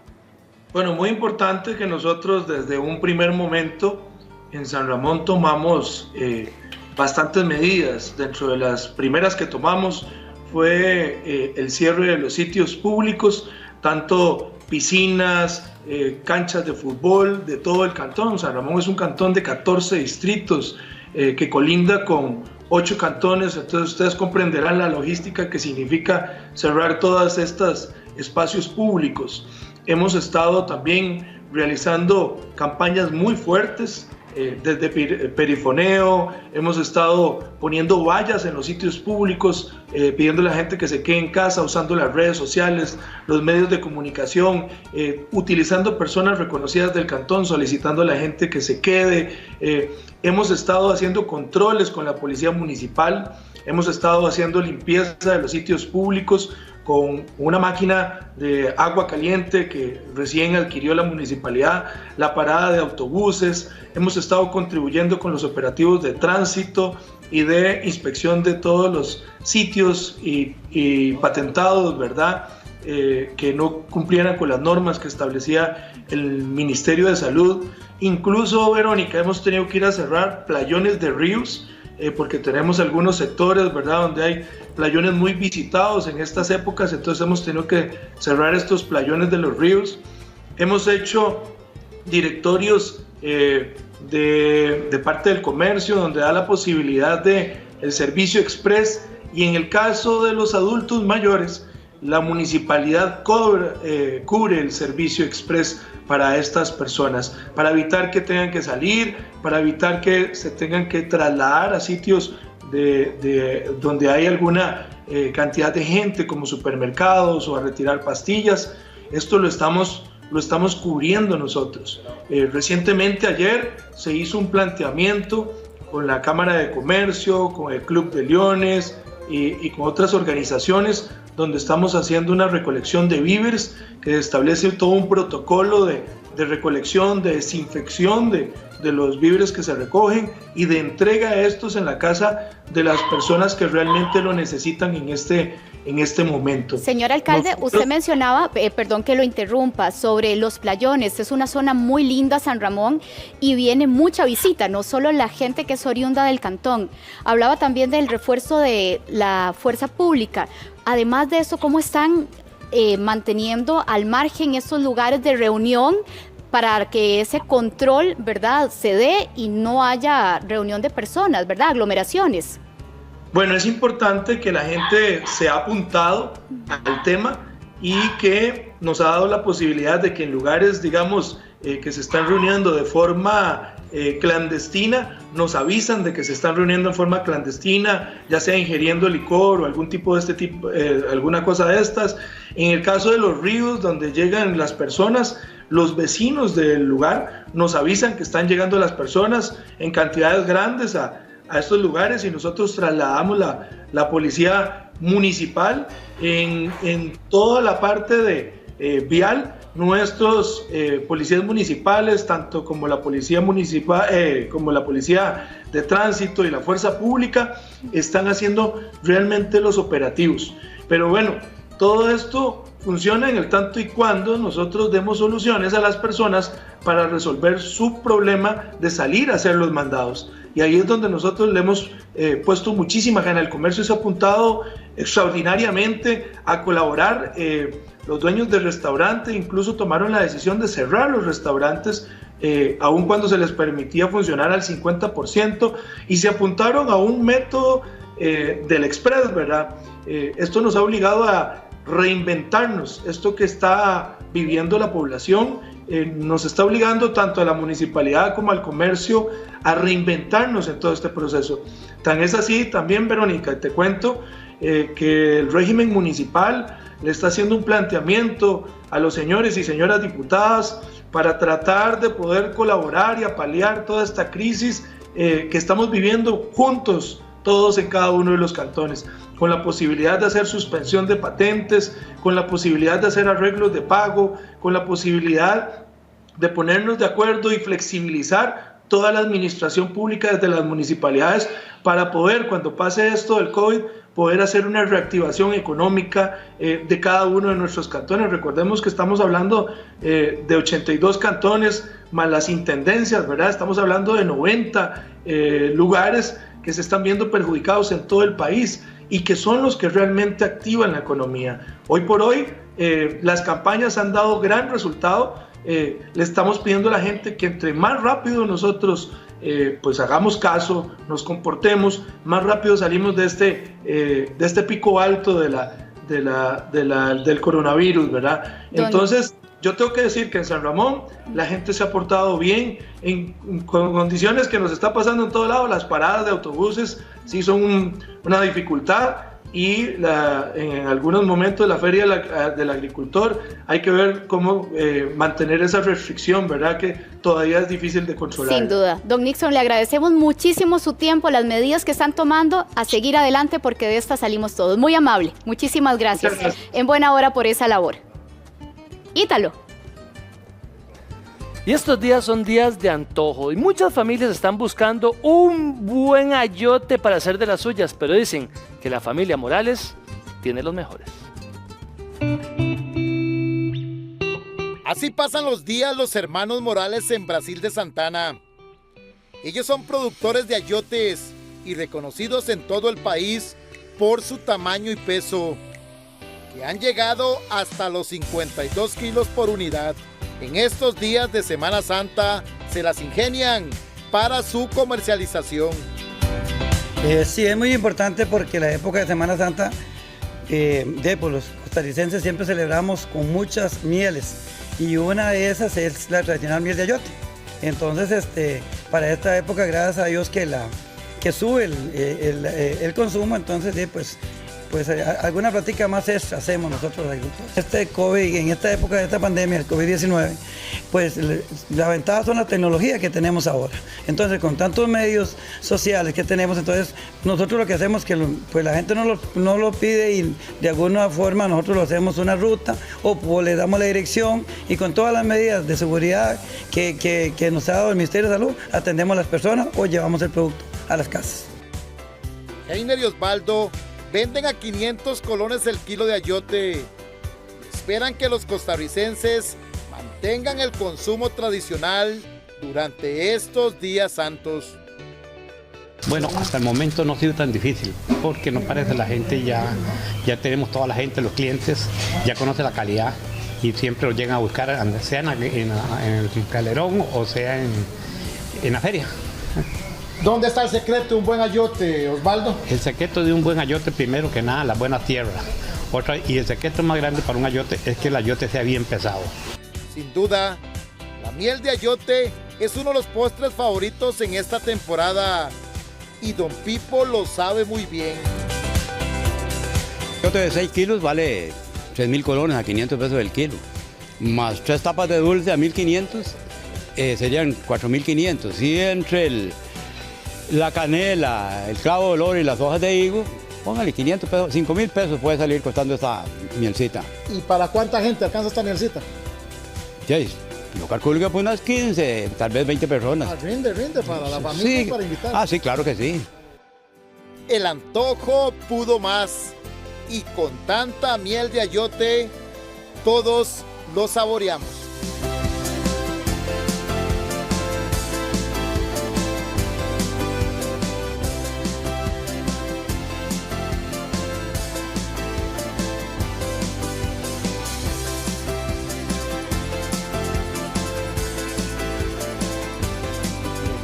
Mucha atención porque en estos días nos preocupa todas las superficies que podrían ser medio de contagio y nuestra ropa no es la excepción.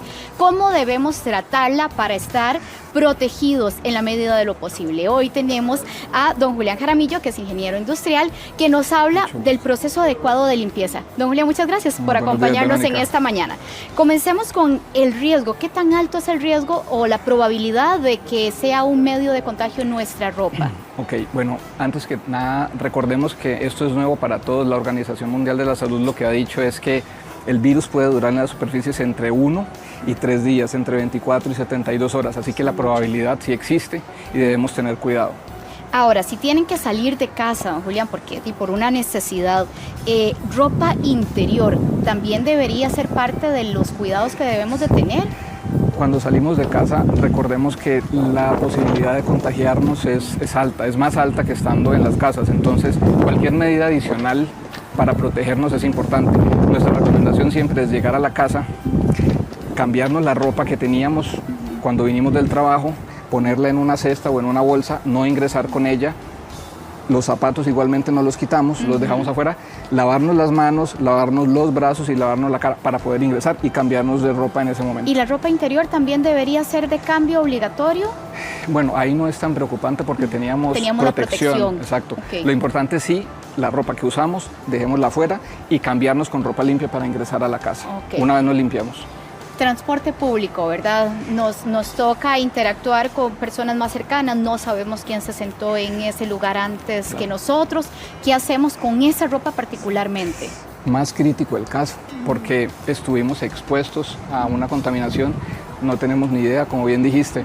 Entonces, es igual, como dijimos anteriormente, hay que cambiarnos, pero con muchísima más razón y ser cuidadosos con la ropa que quitamos, siempre en una bolsa y no la ingresemos a la casa.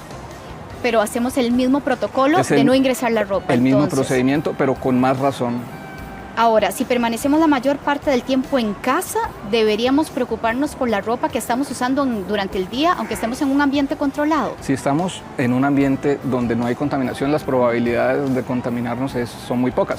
Pero debemos extremar cuidados, especialmente si tenemos alguna persona enferma en casa, porque ahí las probabilidades de contaminación sí existen. Si no tenemos nadie contaminado en la casa, y no salimos al exterior, no es tan preocupante, pero si salimos, hay que manejarlo de la misma forma. Ya salimos y las posibilidades de contaminarnos son altas. Entonces seguimos el mismo procedimiento. Ok. Ahora, Julián, por ejemplo, aquí usted tiene algunos productos. Usted decía separar la ropa, pero a la hora de lavar la ropa, ¿verdad? O generalmente juntamos toda la ropa sucia y la tiramos bueno, no la tiramos, sino que le damos ese proceso de lavado. ¿Cuál sería esa manera adecuada de llevarlo a cabo? Hay algo importante que les queremos explicar y es el procedimiento que se debe realizar para lavar la ropa. Y para eso queríamos explicarles ciertas reacciones que se presentan cuando lo hacemos. Digamos, una de las cosas más importantes al momento de lavar la ropa ahora es no sacudan las prendas. No las sacudan porque a veces tenemos... Pero uno hace así, sí, no lo hagan. No lo hagan porque piensen que si el virus está en la ropa, lo que estamos haciendo es llevarlo al aire para poderlo después respirar. Si estamos manejando ropa de personas que está enferma, con muchísima más razón y de antemano, o sea, es de sentido común, hay que usar guantes, mascarilla y anteojos. Si es ropa de personas normales, los que estamos en la casa, pues este equipo de seguridad no es tan preocupante, pero si es de personas que están contagiadas, hay que usar el equipo de seguridad, extremar del cuidado. Ahora, hablemos en el caso de que no hay un paciente de verdad positivo en nuestra familia, tenemos que hacer el lavado de esa ropa que viene de afuera. ¿Cuáles serían los pasos a seguir? Porque aquí tenemos varios productos. Lo primero es, como les dijimos, no sacudan la ropa. Segundo, tengan cuidado con lo siguiente, clasifiquen las prendas, es decir, si la prenda está sucia con miles de manchas que pueden presentarse, primero clasifíquenla antes de lavarlas y lávenlas previamente porque se pueden ensuciar con muchísimos agentes externos. La clasificación es importante de las ropas. Hay algo muy importante y es, todas las lavadoras tienen programas de lavado diferentes y esto a veces no lo hacemos. Recordemos que la temperatura es muy importante. Una temperatura superior a 60 grados centígrados casi que nos va a garantizar la eliminación de cualquier virus, hongo o bacteria que esté en la superficie. Entonces, si podemos usar agua caliente, un programa con agua caliente, muchísimo mejor. Si no, pues entonces sigamos el procedimiento que le estamos explicando y cuando vamos a lavar la ropa, entonces ya vamos a usar un detergente, como siempre lo hemos hecho. Y aquí es importante lo siguiente, ojo y mucho cuidado a las mezclas que siempre hacemos, porque es tradicional que tendemos a mezclar el detergente con ciertos productos y eso se lo queremos mostrar aquí. Usualmente esto lo hacemos en las casas. ¿Qué necesita, Julián? Bueno. Si tenemos agua, mezclamos, usamos detergente. Normalmente luego vamos a usar un poco de cloro. Y aquí ya estamos cometiendo un error. El cloro no se debe mezclar con el detergente. Si yo quiero usar cloro para blanquear la ropa o desinfectarla, tiene que ser previo al lavado y posteriormente lavo la ropa. O sea, no debería mezclar el cloro con el detergente en ningún momento. No. Si se mezcla el cloro con el detergente, lo que pasa es que se liberan vapores tóxicos que todos hemos sentido, ese olor tan fuerte que despide que es y decimos, irritante, a veces pensamos que es muy bueno el producto porque se siente muy fuerte y es lo contrario, se están liberando vapores tóxicos que irritan nuestras vías respiratorias. Y eso no va a darle más fuerza al detergente contra el COVID, ¿verdad? Que eso es tal vez de las cosas que pensamos en este momento. No, por el contrario, Verónica, lo que pasa es que se anula el detergente. Químicamente hay una reacción y el cloro se libera en forma de gas. Ese es el olor. Y esto se agrava todavía si a veces queremos usar algo, porque en redes sociales a veces nos recomiendan que usen vinagre o productos ácidos. Miren lo que sucede cuando uno adiciona un producto ácido a una solución como estas. Miren la clase de reacción que se presenta. Pero uno piensa que si hay espumitas porque es muy bueno, don Julián. Esto es una reacción química muy peligrosa y es tóxica. Entonces, esto debemos evitarlo. No debe hacerse. Entonces, si queremos lavar, usamos el detergente normal. Si queremos usar cloro, lo que tenemos que hacer es, previo al lavado, la ropa se remoja con un poco de cloro y después se lava. Ahora, ¿el vinagre tiene algo que esté comprobado que puede matar el COVID? Porque siempre se habla mucho que el vinagre es muy bueno y que mata y los virus y bacterias, por lo menos a nivel casero lo hablamos así. Lo que pasa es que las bacterias y los virus no sobreviven tan fácilmente en un medio ácido o en un medio alcalino. Como el vinagre es ácido, asumimos que debería ser bueno para desinfectar y sirve, pero hay productos especializados para eso y es mejor. Mejor no jugárnosla. Exacto. En este momento no es buena idea. Ahora, usted decía algo sobre el agua caliente. Tal vez no tenemos esa probabilidad de hacerlo automáticamente con la lavadora, pero si, por ejemplo, pasamos por agua caliente nuestras prendas en un tarrito y lo hacemos manual, ¿podríamos hacerlo en casa? Se puede hacer, solo que hay que tener cuidado con los accidentes. Quemadura. Sí, eso es peligroso. Es preferible, si no tenemos agua caliente en la lavadora, que más bien sigan el lavado normal, pero lo que les recomendamos aquí es lo siguiente. Cuando laven la ropa, hay productos con base en peróxido de hidrógeno o oxígeno líquido que sí pueden aplicar en el proceso de lavado. Son desinfectantes muy poderosos que sí pueden trabajar junto con el detergente. No hacen ningún tipo de reacción. No hacen ningún tipo de reacción, digamos. Un producto, como el OxiClean, es un producto que ustedes sí pueden utilizar en el lavado. Y eso sí les va a garantizar que la ropa quede desinfectada. Libre de los virus. Sí, correcto. Y ese sería el procedimiento adecuado. Lavamos, enjuagamos y en el ciclo, recuerden que cloro solo, obviamente, ropa blanca, como les expliqué, previo al lavado. Y si el fabricante lo permite, porque no todas las prendas, la etiqueta, lean las etiquetas. Los productos con base en peróxido de hidrógeno no decoloran y generalmente no dañan las fibras. Entonces se pueden utilizar con todo tipo de ropa, sea blanca o sea de color. Ahora, Julián, usted hablaba sobre los protocolos que debemos usar cuando ya tenemos un paciente positivo de COVID-19. Hablábamos de gafas, mascarilla y guantes. ¿Qué otra recomendación adicional? Porque tal vez juntamos la ropa del enfermo con la nuestra. ¿Cómo debería ser? Sí, pero no se debe mezclar bajo ningún punto de vista. Si ustedes tienen un paciente en la casa que está infectado, la ropa tiene que tratarse y lavarse aparte. Tiene que estar en bolsas totalmente aparte. No se puede mezclar con la de las personas que están bien, que están sanas, porque los pueden contagiar. manéjenlo aparte. El protocolo de lavado es el mismo del que hablamos anteriormente, solo extremen cuidado de que no usen solo detergente, traten de usar un producto para desinfectar como el peróxido de hidrógeno. Que usted nos estaba señalando. Correcto. Ahora, eso estamos hablando de paños, sábanas, ¿verdad? Todo lo que tenga contacto el paciente. Todo, absolutamente todo. Lo importante es que si es ropa de un paciente positivo, entonces se lava aparte, en bolsas aparte y se guarda aparte. Ese es el procedimiento adecuado. No lo mezclen con la demás ropa. Y no se olviden de usar un producto para desinfectar junto con el detergente si es peróxido de hidrógeno. Si van a usar cloro solo para ropa blanca, lo hacen previo al lavado, no durante el lavado. Para que no haya esa reacción. Esa reacción química, que es muy peligrosa. El tiempo de lavado, uno generalmente ¿verdad? Uno pone un tiempo determinado. Con esta posibilidad de que las prendas tengan el virus, ¿hay que extremar ese tiempo? ¿Hay alguna recomendación? Igualmente, los ciclos de la lavadora les permiten extender un poco el tiempo. Es ideal, entre más tiempo se lave la ropa, obviamente es menos la probabilidad de que la ropa salga contaminada. Si tenemos agua caliente, si usamos un buen desinfectante como peróxido de hidrógeno dentro del lavado, es poco probable que salga infectada. Y recuerden una cosa importante al final, sequen bien la ropa, que no quede húmeda, porque la humedad es el caldo de cultivo perfecto para los virus y las bacterias. Entonces asegurémonos de que la ropa quede bien seca. El tiempo de remojo, usted decía, si vamos a usar cloro, usémoslo previo. ¿Cuánto tiempo sería recomendable? Pues lo ideal es que por lo menos 1 o 2 horas la ropa esté en remojo para que nos garanticemos de que no quede ningún virus ni ninguna bacteria vivo. ¿Sí? Okay. Y luego en el lavado, pues la ropa nos va a quedar perfectamente bien. Ahora secamos, aprovechamos el sol que tenemos, ¿verdad? Que nos regala Diosito todos los días, pero está afuera, pasa el viento, pasa, ¿verdad? A veces pensamos que el virus pueda llegar incluso a las prendas en ese tiempo de secado. No, ya ahí en ese punto no es peligroso. Todavía no nos han dicho, digamos, que se transmita en el aire a través de distancias tan largas. Ya podemos secar la ropa con tranquilidad. Ya ahí podemos estar tranquilos.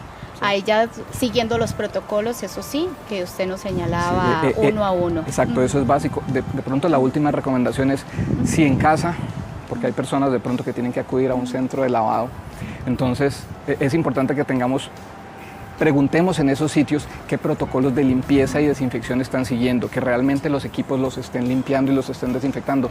Si llegamos a un lugar de esos, por favor, lleven su ropa en bolsas, laven y sáquenlas de ahí en bolsas. La contaminación cruzada es muy peligrosa, entonces extremen los cuidados. Perfecto. En lugares que no son su hogar. Muy bien, don Julián, muchísimas gracias por su tiempo y por esta explicación tan valiosa. Todos tenemos que hacerlo en este momento, seguir esos protocolos. Muchas gracias. Con mucho gusto, Verónica, estamos para servirles. Ítalo. Y vamos a darle paso a nuestro compañero Fabián Mesa, que está desde el TEC. Adelante, compañero.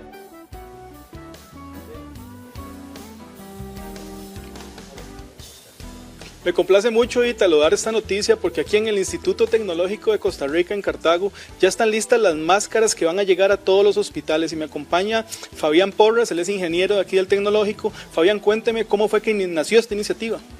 Bueno, buenos días, mucho gusto, Fabián.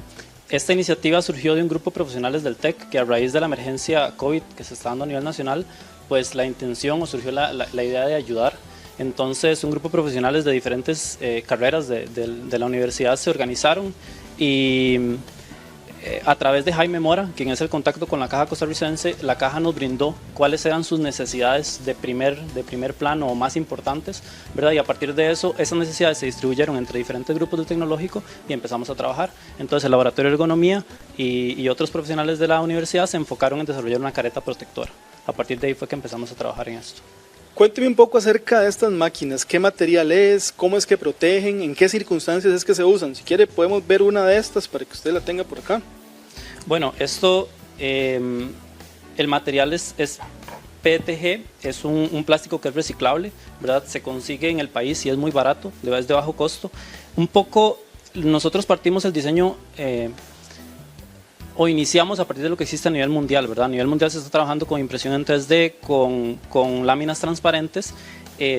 y analizamos un poco la situación del país y un poco lo que nos decía la caja también es que ellos necesitan una producción muy alta, necesitan 200.000 o más unidades al mes y eso era un poco difícil lograrlo mediante impresión en 3D.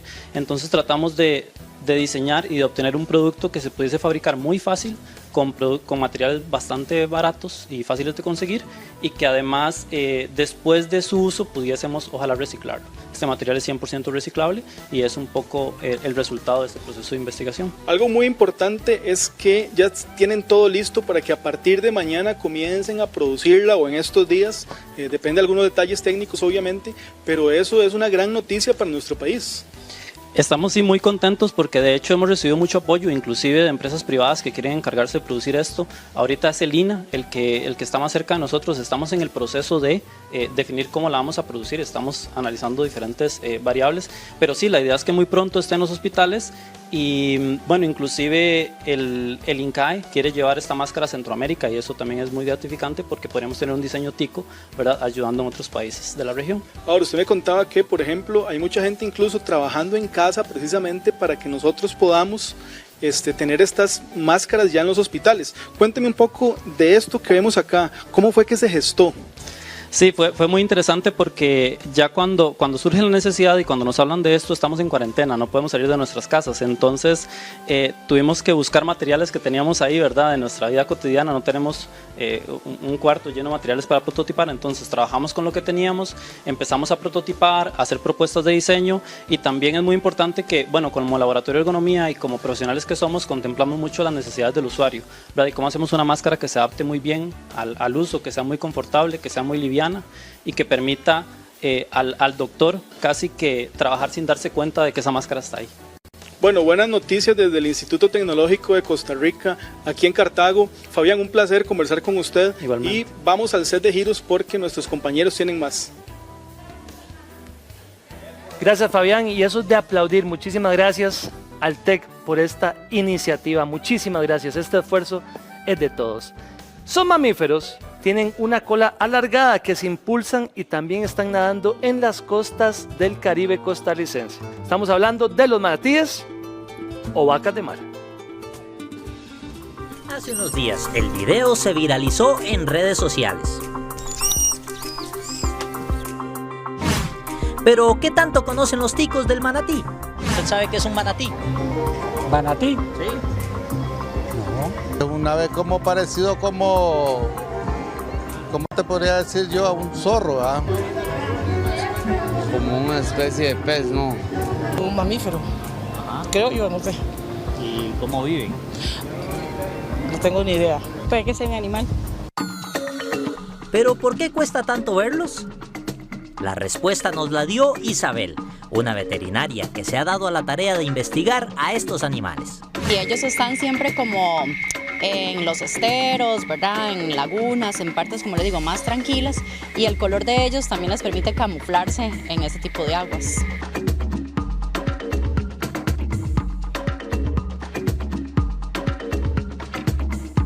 Aquí también los conocemos como vacas marinas, entonces eso nos da una idea, ¿verdad? Ellos son herbívoros, son mamíferos, son bastante grandes, pueden llegar a pesar hasta 600 kilos.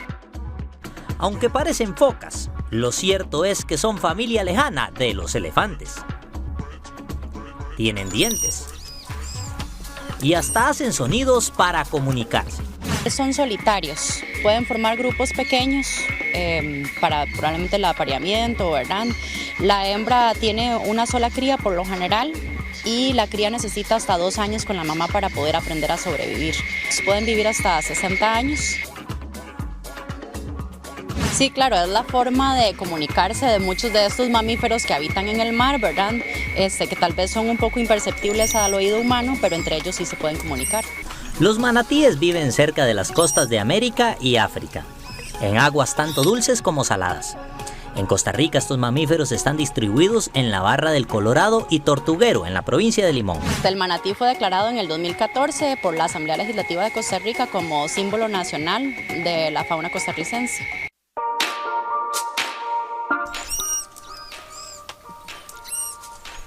Se encuentran en peligro de extinción debido a los agroquímicos que arrastran los ríos, pero también por otra razón. La principal causa de mortalidad de los manatíes es cuando chocan con los barcos.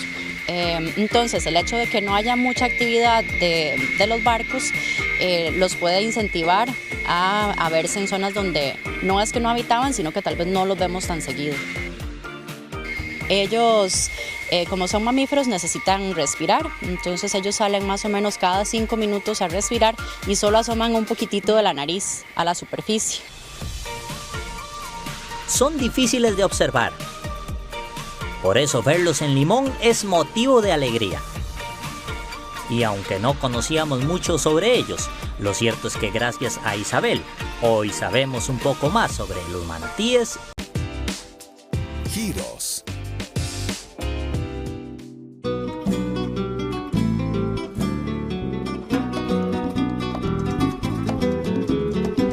Qué rico, si a usted en eso de hacer masas y panes, incluso pasta para pizza se le complica, pues no se preocupe, porque aquí tenemos a Silvita Durán, que Silvia le dice, aquí se lo pongo en la puerta de su casa y además le da tips para que pueda hacerlos ahí. Silvia, muy buenos días, gracias por acompañarnos. Gracias a ustedes por la invitación. Sí, aquí tenemos lo que son los insumos de Cositas Ricas. Esta es la masa madre para poder hacer la pizza. Son 400 gramos. De esto usted lo saca, viene perfectamente bien selladito, usted lo aplana, lo hace con el rodillito y le pone la harina que usted quiera hacer. De aquí le salen aproximadamente unas 6 o 7 mini pizzas, o sea, pizzitas personales, o si no, puede ser una pizzotota, depende del tamaño del horno que usted tenga en su casa, o puede hacer pizza cuadrada, rectangular, del tamaño que usted desee. Le podemos añadir la salsa directamente de tomate y tiene el queso. Este es el combito que viene completo. Estos son... Usted no usa todos los insumos necesarios, nada más de meter al horno y agregarle los ingredientes que uno diga, ¿verdad? Si quiere jamoncito, correcto, piña o no sé, ahí correcto, se inspira uno. Nosotros estamos manejando lo que es el combo de pizza, que es la salsa de tomate 100% natural, que esto es nuestro insumo principal del pan de tomate, que no estamos produciendo desde el 29 de febrero. El queso gourmet, que tiene 50 semanas de maduración, y la masa madre para la pizza. Tenemos también lo que es los insumos para que usted haga nuestro queque de zanahoria. Aquí nosotros no estamos exactamente siendo egoístas, estamos compartiendo con ustedes. Sabemos que mucha gente no tiene el dinero para poder comprar el quequito de zanahoria que está por acá directamente, pero lo invitamos a que usted lo pueda hacer y se lo llevamos directo a su casa. Ahí está entonces todos los ingredientes necesarios para hacer ese quequito. Y ustedes también nos dan la receta y todo, ¿sí? Esto es muy sencillo. Yo no tengo que ponerle ni siquiera huevos, ni leche, ni nada más que aceitito, aquí viene todo ya preparado, y agua. Esos son los 2 ingredientes extra. Entonces, si ya yo tengo huevitos y los tengo contaditos y voy a comer el pinto, entonces ya me como eso. Pero tengo deseo de comerme un buen queque de zanahoria, usted puede agarrar la zanahorita rallada, si no la tiene, también se la hacemos llegar a la puerta de su casa. Y tiene todo esto, no necesita batidora. Usted puede hacerlo mezclándolo con un tenedor si no tiene un procesador diferente para poder hacer la mezcla. Sí, Silvia, ¿y qué más ofreces? ¿Qué otras opciones tenemos? Aquí tenemos lo que es una merienda nutritiva. Esta trae un pancito adentro, preparado ya sea con lo que la persona lo quiera. Trae su fruta, granola, miel y el aderezo aparte. Eso es por si usted necesita llevar un almuerzo rápido o quiere mandarle un regalito a una persona. En este momento nosotros estamos desplazándonos a las casas para que usted tenga la facilidad de que pueda construir en su familia una pizza hecha en casa sin necesidad de me creció la masa, no me creció la masa, sin necesidad de pensar todo lo del... El tema de las masas es complicado, ¿verdad, Silvia? Nos cuesta un poquito. Ahora, estos son galletas también ya listas prácticamente. Correcto. Aquí tenemos el kit de galletas que usted las puede recibir de esta manera. Pide la formita de la que usted quiera directamente hacer la galletita. Vienen el kitcito de los glass, de los colores ya preestados. Aquí tenemos también lo que es el confitillo. De igual manera, como la pizza, si usted lo que quiere es hacerla, le mandamos la masa de galletas. No tenemos suficientes moldes para decirle a usted, pero usted puede agarrar una tapa, un vaso, ponerlo y ser creativo y hacer sus propias galletas en casa también. ¿Y esta masa qué ¿Qué tan complicada es, Silvia? Porque, ¿verdad? Uno piensa, la masa de galletas, la masa de pizza, ¿cómo la elaboración? Ok, esto lleva todo un proceso higiénico antes de hacerlo, antes de que llegue a tu casa, te va a llegar realmente congelado. Una vez que lo recibo congelado, lo puedo congelar en la refrigeradora 3 meses y lo puedo dejar en refrigeración 15 días. O sea, estos son 400 gramos, que es el de la pizza, entonces yo puedo dividir. Hago 2 pizzas de 100 gramos cada una, aproximadamente, que jueguen los chiquillos, hicimos nosotros, no, nos quedó muy rica, hay que pedir otro combo, por supuesto que se los llevamos. Y tenemos ofertas de doble combo. Igual con el queque de zanahoria. Usted esto que ya va a llegarle en vidrio, puede guardarlo en la alacena sin ningún problema hasta 2 meses.